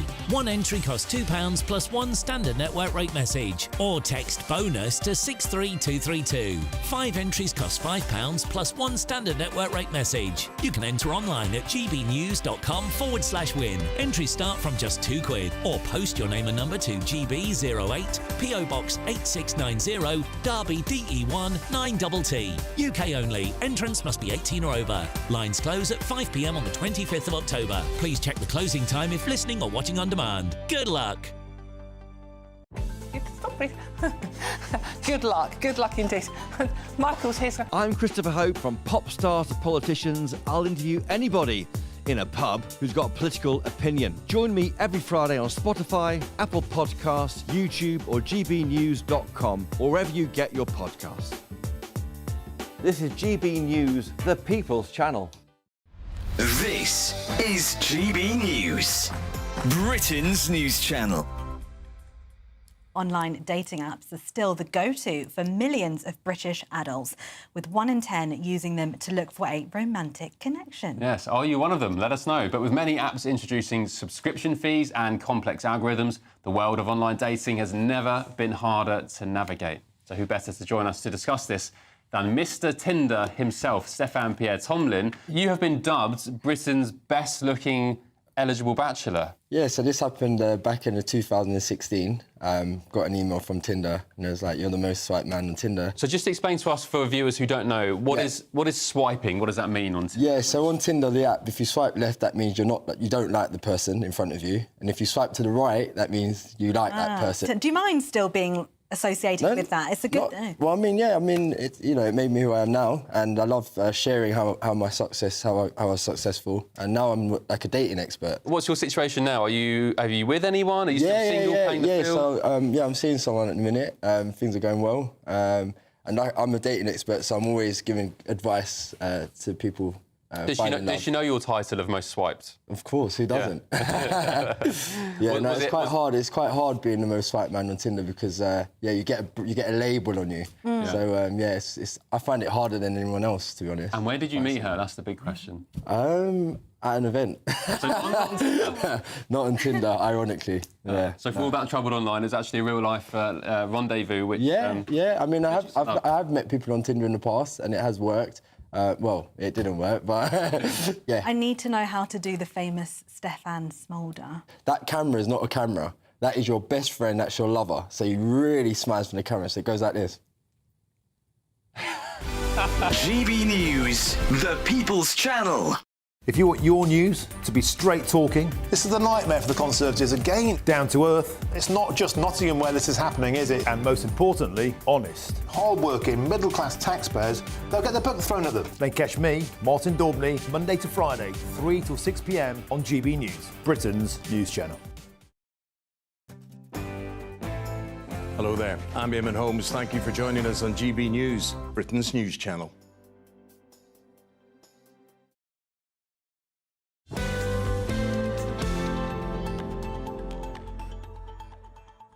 Well, we've just spent the entire break talking about winning that £36,000, to be honest, whether you gamble and how much you spend on gambling, And I won the lottery. It was a free draw. Yay, lucky me. Welcome back to the weekend with me, Dawn Neeson. Hope you're having a lovely Sunday afternoon over there. Now, Taylor Swift's taxpayer-funded police escort to her Wembley concerts has sparked controversy due to the involvement of the Attorney General in pressurising the Metropolitan Police. Swift received VVIP, VIP protection, typically reserved for senior politicians and royals. Scotland Yard initially resisted but conceded after the government officials intervened. Critics are questioning the rationale behind political figures' intervention to provide Taylor Swift with this extraordinary security measure. And you can see Taylor there looking very gorgeous. Let's see what my panel make of this one. And I'm going to come to you first on this one, Michael. Now, ordinarily, but initially this story, I thought, right, OK, there's a big terror threat against Taylor Swift. She had to cancel her Austrian concerts. We also had the Southport attack, those poor little girls at a Taylor Swift dance class. Initially, I thought, well, of course she should have special protection. There is literally a price on her head at the moment. But then I read the development where the Metropolitan Police were saying, no, we don't think there is a need for us to do a blue light escort. And then suddenly their minds were changed by the Attorney-General. That's what makes this a better story now. Well, what seems to have happened, right, so what I read is that Taylor Swift's mother, she was very concerned because, just as you say, there had been those events which were cancelled because of a terror threat. Taylor Swift's mother said she's going to cancel these concerts unless she gets this VVIP treatment. So you can see why, the police aren't really allowed to take that into account because the police are supposed to just make an operational decision. Yes. But you can see why the government is saying, well, if the event were to be cancelled because Taylor Swift doesn't consider Britain to be safe enough, that would look bad for us, and it also would lose us a fair amount of money. I think we made $1 billion out of those 8 appearances or something, didn't they? So I can see why Taylor Swift had a lot of leverage in that situation to essentially bargain with the government to say, for these 2 dates, I want VVIP treatment. Obviously, it's somewhat embarrassing that these happen to be the same concerts that a lot lot of Labour politicians accepted free tickets to. Yeah. But it does seem more plausible that this happened because of Taylor Swift's sort of mum making that ultimatum as opposed to them having gone themselves. Her momager. Yeah, I mean, it is maybe... It's just a huge coincidence that Yvette Cooper, the Home Secretary, Sadiq Khan, the Mayor of London... Ed Balls was also there, but Yvette was there, obviously, with Keir Starmer, Lisa Nandy, Bridget Phillipson. There were quite a few members of the Cabinet were there at the same time. Let's just be really clear. The Met Police is meant to be completely free from political interference, yeah? We fund the Met Police, the taxpayer. It's a significant expense. This level of VVIP protection is highly unusual. This kind of intervention is highly unusual. This is given, as you say, to the most senior royals and to very senior politicians. Also, I think Taylor Swift seems like a lovely person, but she's not a millionaire, she's a billionaire. Yes, she needs protection. Of course she does. No one is suggesting that she strolled down to Wembley on the tube or anything like that. Yes, she needs high levels of protection, especially following the threats the week before in Austria. She can pay for it. She can absolutely pay for it. The taxpayer But can you imagine the alternative? Should not be funding her blue light escort to Wembley. She can pay for it. She's a billionaire. But what would we be saying on this show? I think there's arguments on both sides here, but imagine the situation whereby Taylor Swift did cancel 2 concerts. You have loads of people who've bought their tickets really disappointed, loads of businesses losing money, and then it turns out that it was because the Attorney-General said to Taylor Swift's management, no, we can't possibly get you extra security, you pay for it yourself, right? Because they would have said, we were trying to save taxpayers' money. Then their opponents would rightly point out, well, ultimately, you've lost the taxpayer a lot of money because she's cancelled her concerts. The Met Police say, on a case-by-case basis, they sometimes can't provide protection for Prince Harry. This is what the whole ongoing... But he doesn't make us any money.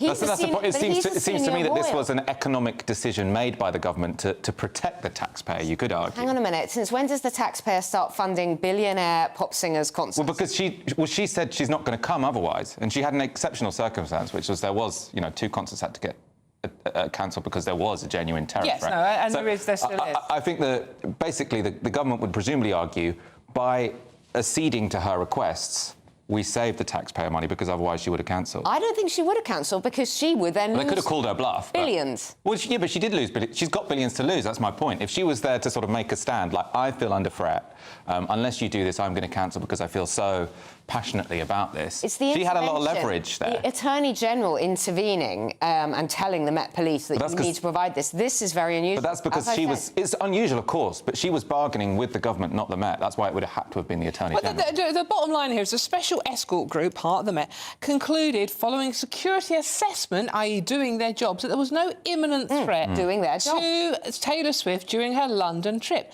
And therefore, they decided against the VVIP protection. Until the Attorney General possibly contacted by the Home Secretary, who would be across this, and the Mayor of London as Wembley Arena, until the Attorney General, Lord Hermer, was reluctantly forced to intervene. This is very dodgy. So if she'd cancelled because she said, Britain's not safe enough, I don't feel protected from terrorism, would you be saying, good? Yeah, I'd say you can fund it yourself, absolutely, darling. And even if she cancelled it, you'd say, fine, that was the correct thing to happen. The official assessment was there was no level of threat to her. No one's disputing that. I would defer to the Met Police on that security So you would have said, decision. fine, good, she shouldn't have got it anyway. If she cancels, she cancels. You would have played hardball. I would have said, yeah, you absolutely can have your security and you can pay for it. OK, well, I would rather than my granny, your pension, a friend, you know, like, why are we... I'm not sure you can pay for that level of security because only police have that access, and they always say you can't pay us extra to do it. That's what Prince Harry actually offered to do, I think. See, so it has to be private security, which just can't... Well, look what you make me do, used to. I'm going to have to sing. It's the only Taylor Swift song I know, by the way. We've run out of time, unfortunately. But let me know what you think. gbnews.com/your say. Coincidence? Yvette Cooper was there at the same time? Who knew? Right, Dawn Neeson, GB News. Plenty more coming up on today's really, really packed show. But first, it's the news headlines with Tatiana.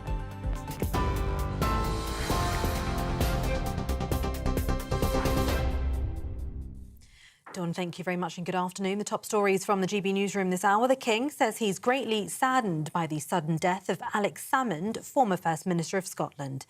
The Alba leader died yesterday afternoon, aged 69, from a suspected heart attack during a trip to North Macedonia.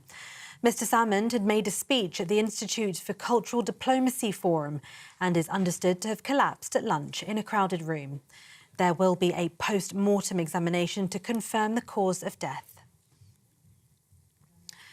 Robert Jenrick says he'll make Sir Jacob Rees-Mogg chairman of the Conservative Party if he triumphs against Kemi Badenoch in the party leadership contest. Mr Jenrick told GB News this morning that Jacob has been a tireless campaigner for the grassroots and he understands better than anyone the need for party reform. I want to have a different way to select candidates. So we end the favoured sons and daughters of the leader being parachuted in. That was a disgrace. Yes. I want to stop members just getting emails asking for money, but never asking what do they want and where do they want the party to go. Let's build a mass membership, democratic organisation. I think Jacob will be a great asset to that. Jonathan Reynolds says it's not the government's position that P&O Ferries is a rogue operator, despite a press release this week calling them a rogue employer. P&O Ferries owner DP World will attend the International Investment Summit tomorrow. They'd previously threatened to pull out of the event and a £1 billion port investment. That's after the Transport Secretary Louise Haigh criticised their employment strategy and called for a boycott. The operator was criticised by politicians from both main parties in March 2022 when it suddenly sacked 800 British seafarers and replaced them with cheaper, mainly overseas staff, saying it was necessary to stave off bankruptcy. The Business Secretary told GB News this morning that the £1 billion investment will go ahead. On this issue, that's not the government's position. The issue, obviously, with P&O Ferries is we're not going to recoil from that. We thought it was wrong, the fire and rehire that we saw, those workers being sacked and then taken back on fewer terms and conditions. But we have changed the law. It was lawful under the Conservative government. It will be unlawful under this Labour government. So where companies accept that, acknowledge that, can work within that framework, we'll, of course, talk to them about investments. And I can tell you they're coming to the summit and the investment will go ahead. And those are the latest GB News headlines for now. I'm Tatiana Sanchez. More news in half an hour. For the very latest GB News direct to your smartphone, sign up to News Alerts by scanning the QR code or go to gbnews.com/alerts.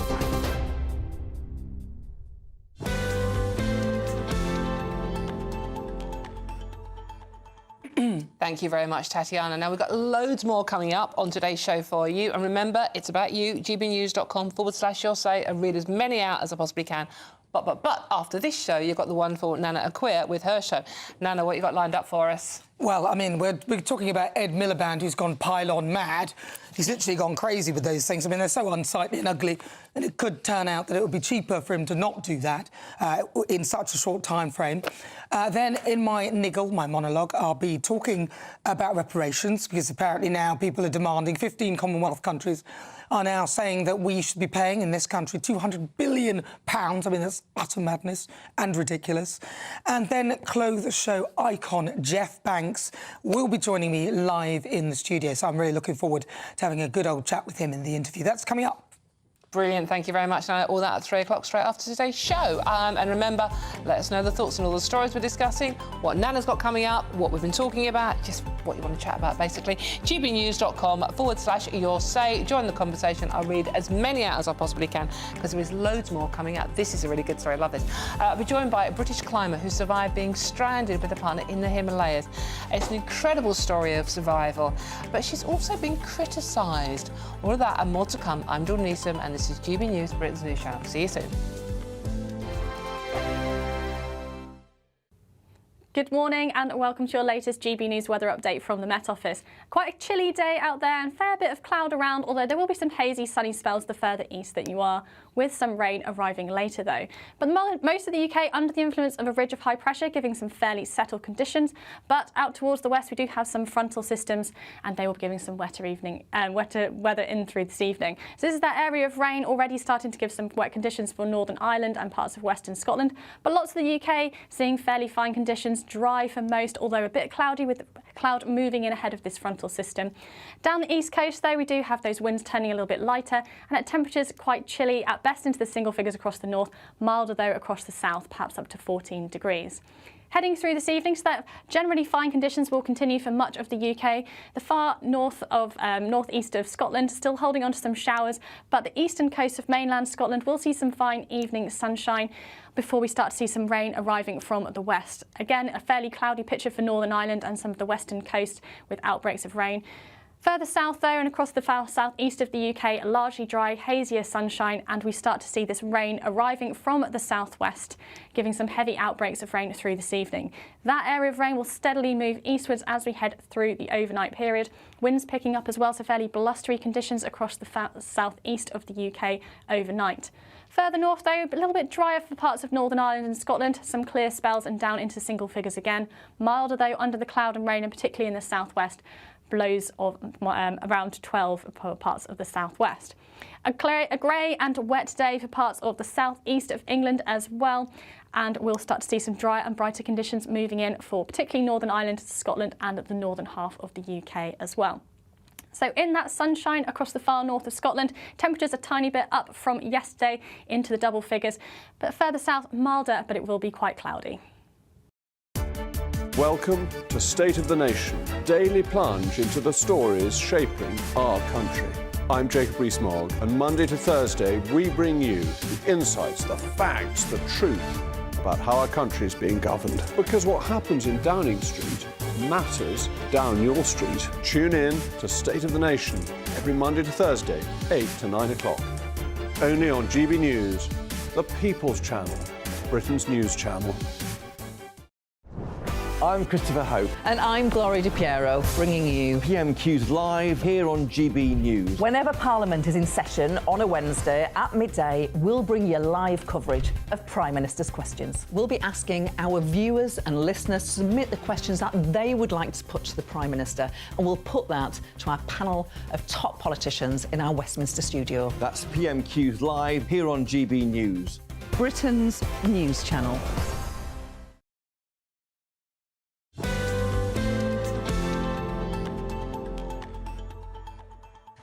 Oh, welcome back to the weekend with me, Dawn Neeson. I hope you're sitting comfortably on your settee, because I'm about to make you feel very guilty.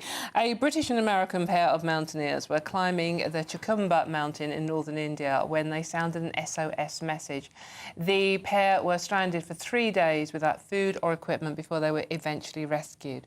On Sunday, Indian authorities revealed the two women were found at an altitude even of 6,000 metres. I'm now joined by the brave survivors, one of the brave survivors, even Faye Manners. Faye, thank you so much for joining me this afternoon. Really appreciate your company. It's an amazing story, a truly amazing story, and obviously, thank God you've survived. You know, we're a week on now, I believe, since your amazing rescue by the 3 French mountaineers. How are you feeling now about your experience? Oh, it's difficult. I've just landed back home. I spent the last sort of few days in Delhi, in the busy Delhi, and now I've got back home. I feel quite relieved and a bit more relaxed. And yeah, it's all kind of a surreal experience, really. It's difficult to say exactly how I feel. Faye, you have, you know, in an interview I'm reading here, you really did fear for your life. You thought you were going to die. I mean, it was a freak accident. It was a rockfall that severed your rope. You lost all your equipment. You had to spend -15. You had one sleeping bag between you and your climbing partner, I believe. I mean, can you just try and tell me what it was like those nights, just the two of you up there? It must have been beyond terrifying. Or were you not thinking about, you know, how close to death you actually were? For us, we were just really trying to think of solutions about how we could do our best to survive through the situation. So just solutions about how we could stay warm, where we could find water, if there was any way that we could put some drips of water into our dehydrated food to keep us, you know, to keep us having more energy in our bodies, to keep ourselves warm. So for us at the time, I guess we didn't really have a chance to feel scared. We were just trying to do our best to make sure that we could survive on the mountain and just see what we could do to keep ourselves alive until we could find a moment to be able to get ourselves out of that situation. And what was it like when you were finally rescued? That was when I finally felt some emotion, I suppose. I'd been kind of trapping it inside of me to just stay strong so that we could get through those days. But actually, when I saw the French climbers, that's when I knew that the rescue was on its way and that we would have a chance to sort of get out of that situation. And that's when I felt really emotional and everything came out, and it was just like a huge relief, really. And now you're back and you're safe. How do you feel about attempting the big peaks again? I think it's too soon to say, but I mean, mountaineering is a huge passion of mine, and it's something that I love and that I will always want to do. But I suppose it just depends in terms of what I want to do next. I mean, I don't think that we're planning on attempting to climb another 7,000 meter peak in the next month or two. It will be kind of staying local and close to home and training again and building things up again and just giving ourselves like a bit of mental rest. But yeah, it's something that I love, and it really was an unusual accident. So I would hope that this time next year we will be ready to go and to go on our big adventures again. Faye, just one very quick final question. There always is when these accidents happen, certainly on the mountains. There has been criticism that, you know, you shouldn't have been there. People that go climbing put their rescuers' lives at risk, and it's inconsiderate of you to do so. What's your answer to that criticism? I think, so for me, I'm a professional alpinist, and in the past year, I've climbed 8 first ascents on mountains and on routes that haven't been climbed before. So for me, I've been climbing worldwide in Greenland, Norway, Pakistan, and I've been pioneering the opening of these new routes. And so for me, attempting this mountain was another mountain that I was attempting to climb, and I had the experience and skill set to be there. And it was just an unfortunate occurrence that led us to that accident. Thank you very much. That's Faye Manners. Thank you very much for joining us, and glad to see you safe and well and back home for now. Thank you very much. Take care and keep climbing. Thank you very much. I'm Dawn Neeson. This is GB News, and there's lots more coming up on today's show. Another week, another Strictly scandal. Blink and you'll miss it, but it's prompted one couple to apologise on social media. All of that and much more to come. This is GB News, Britain's news channel. We'll see you soon.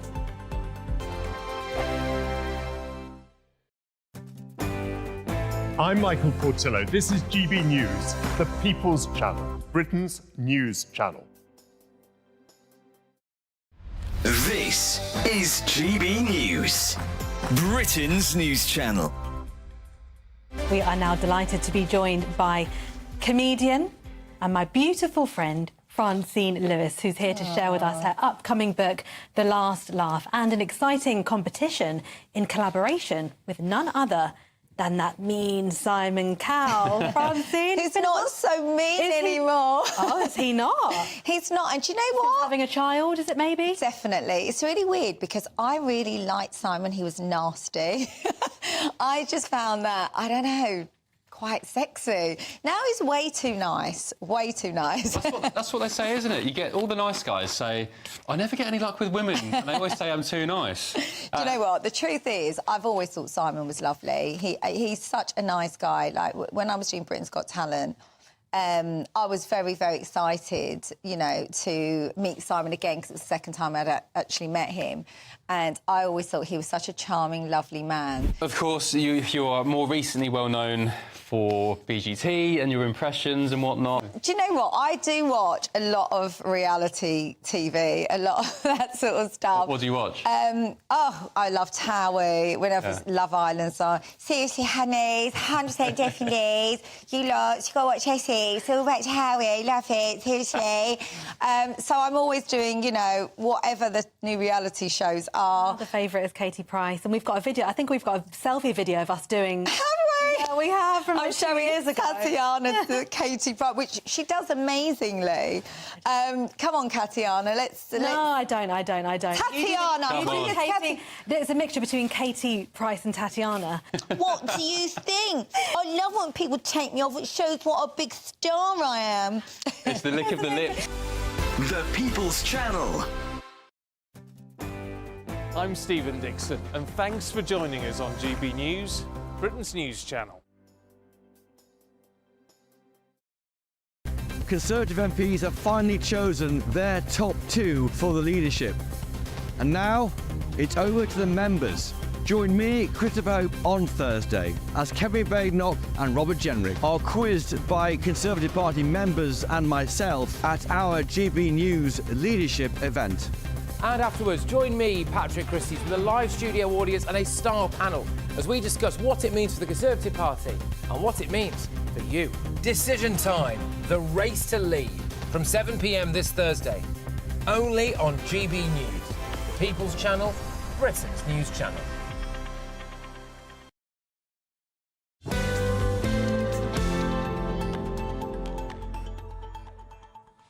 Welcome back to the weekend with me, Dawn Neeson. Sorry, just reminiscing about mountaineering holidays there. Anyway, so now we're going dancing.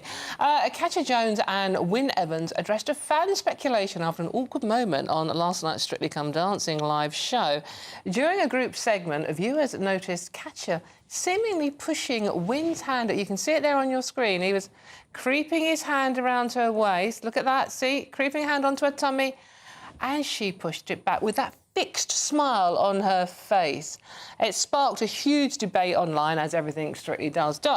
And they were later seen in another awkward moment where, as you can see there, he went to high-five her and she completely ignored him. Let's have another look. Yeah, absolutely. Now, they say that that is a joke, but we're not really swallowing that one. Social media certainly isn't.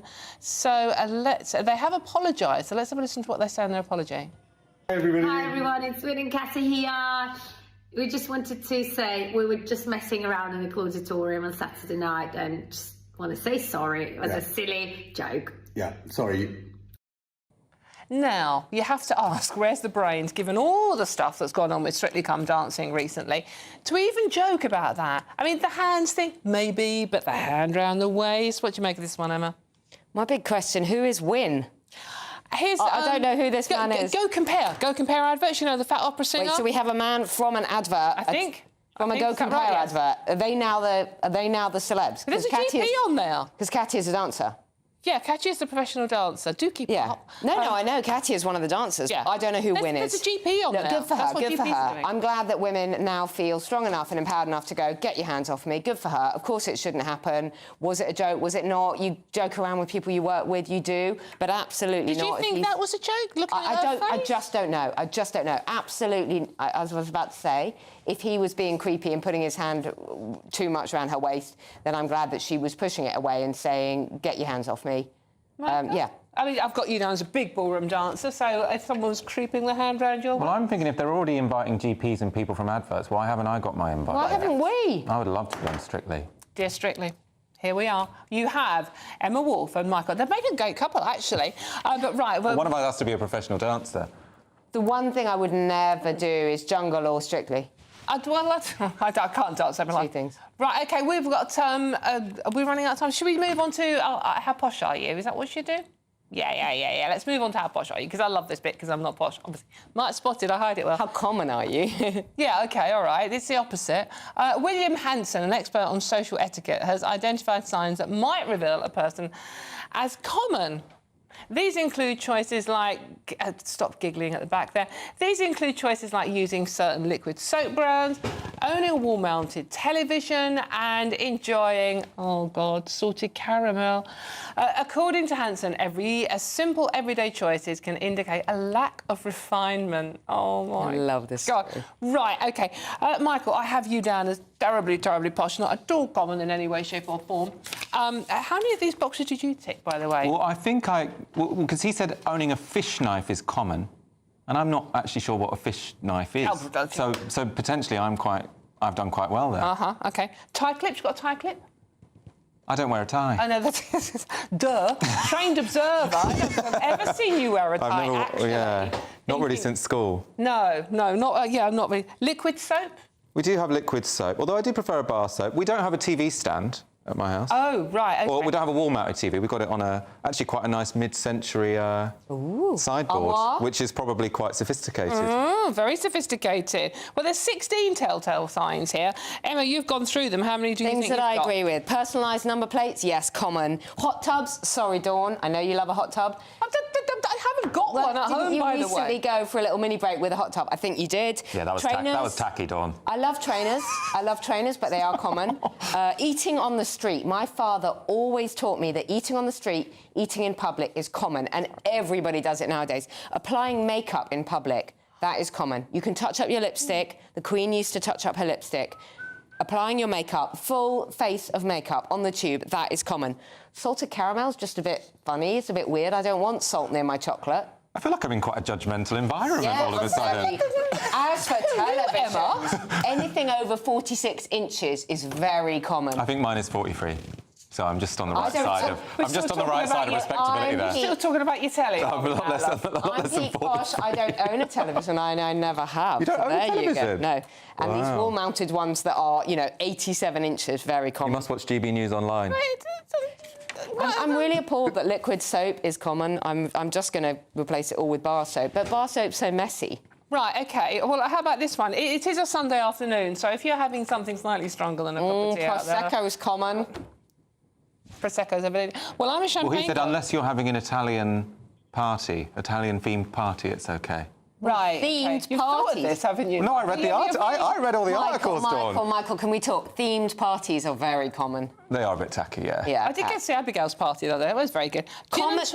Common means being overly mainstream or a bit naff. I mean, where do you go with that? Like, how do you navigate your way through not being overly mainstream but not being naff? I'm not navigating it very well. Gin and tonic, right? OK, I'm good on this one. The drink has moved into the ranks, the blatantly middle class, which is such a shame, as he's saying, because it's actually quite a nice drink, but now it's just you can't drink it. It's really difficult, because the minute you start to like things that everybody likes, now it's common, and now you can't enjoy it anymore, and, I think the one thing I agree with about gin and tonic is he's complaining that they're now sold in those big bowl-shaped glasses, which I do agree is a bit tacky. Canned drinks. You can get more in there, though. Sorry, that's very common, isn't it? Tins of drinks. You know what? Pre-mixed cocktails are very common. Well, what about Zoopla and Rightmove? Who hasn't Googled a property on Zoopla? No, just me? OK. Well, I've been looking at the rents. I haven't... house prices still aren't in mine. And trainers. Yeah. I'm actually wearing walking boots. Walking boots today. That's terribly middle class. I'm wearing boots. Trainers are lovely, but they are a bit common. Well, you can wear whatever you want bottom half here because we've got this table, as we always No, because I'm always going to bout you, actually. I'm often in shorts and running shoes down here, but today I think I'm a bit more Yeah, respectable well, I than need usual. therapy after that. Salted caramel gin and tonic is obviously completely out of the question and probably guilty as charged on that one. Any case, if you are having a salted caramel gin and tonic and watching your flat screen telly, GB News, that's a good thing in my world because there's loads more coming up. But thank you for watching us. Really appreciate. Nana is up next at 3 o'clock till 6 o'clock. She's got a cracking show lined up for you. That's it from us. We've run out of time. Thanks to Michael. Thanks to Emma. Been a great show. But it's the time of day when you probably need to have a look at what that weather's doing. So here's Amy with all those details for you. Thanks for watching. We'll see you soon. Don't go too far. Nana's up next.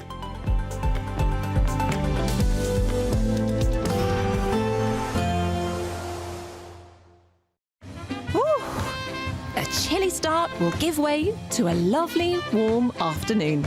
Boxed heat pumps, sponsors of weather on GB News. Good afternoon and welcome to your latest GB News weather update from the Met Office. Still chilly through this afternoon, particularly down the east coast, but we will start to see some rain and some cloud arriving from the west, and it will begin to turn a little bit milder. But at first, still got a high pressure, so fairly calm conditions across particularly the eastern half of the UK. But as we head through this evening, developing a southerly wind, and we've got these frontal systems arriving from the west. So that rain arriving from the west, thickening cloud across the far north, and we'll start to see some particularly heavy outbursts of rain across parts of Devon and Cornwall and parts of Wales through this evening as well. The winds picking up here particularly as well, turning quite blustery overnight as that rain moves slowly eastwards.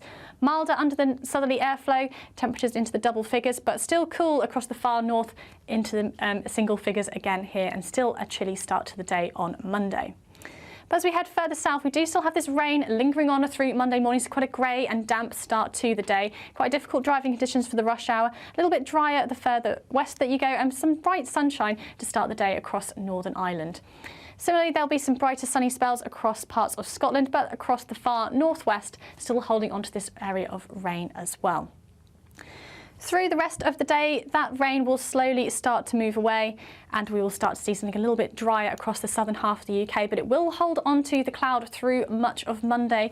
You'll still be holding onto that quite grey and perhaps drizzly conditions on perhaps some coast and over some high ground. But for Northern Ireland, the far north of England and Scotland, there will be some decent sunny spells around. Temperatures here will be a touch higher than we saw on Sunday, and across the south milder, although still fairly cloudy, so those temperatures perhaps not feeling quite as warm. Heading through this evening, it's still holding on to a fairly cloudy picture across the southern half of the UK. Further north still, they're going to have these clearer spells developing as well. Through Tuesday, most places will be staying dry, but we start to see some wet weather moving in through Wednesday. That's all from me. Catch you later. We can expect clear skies, leading to a light and warm day ahead. Lovely. Boxed Solar, sponsors of weather on. We love making our audience big cash winners, and you really could be next with £36,000 tax-free cash in your bank account. Hi, I'm Angela from Wigan and I want £30,000. I'd say to people who want to enter or are wondering whether to enter to do it. And if I can win, anyone can win. For another chance to win £36,000 in tax-free cash, text cash to 63232. One entry costs £2 plus one standard network rate message, or text bonus to 63232. 5 entries cost £5 plus one standard network rate message. You can enter online at gbnews.com/win. Entries start from just £2, or post your name and number to GB08 PO Box 8.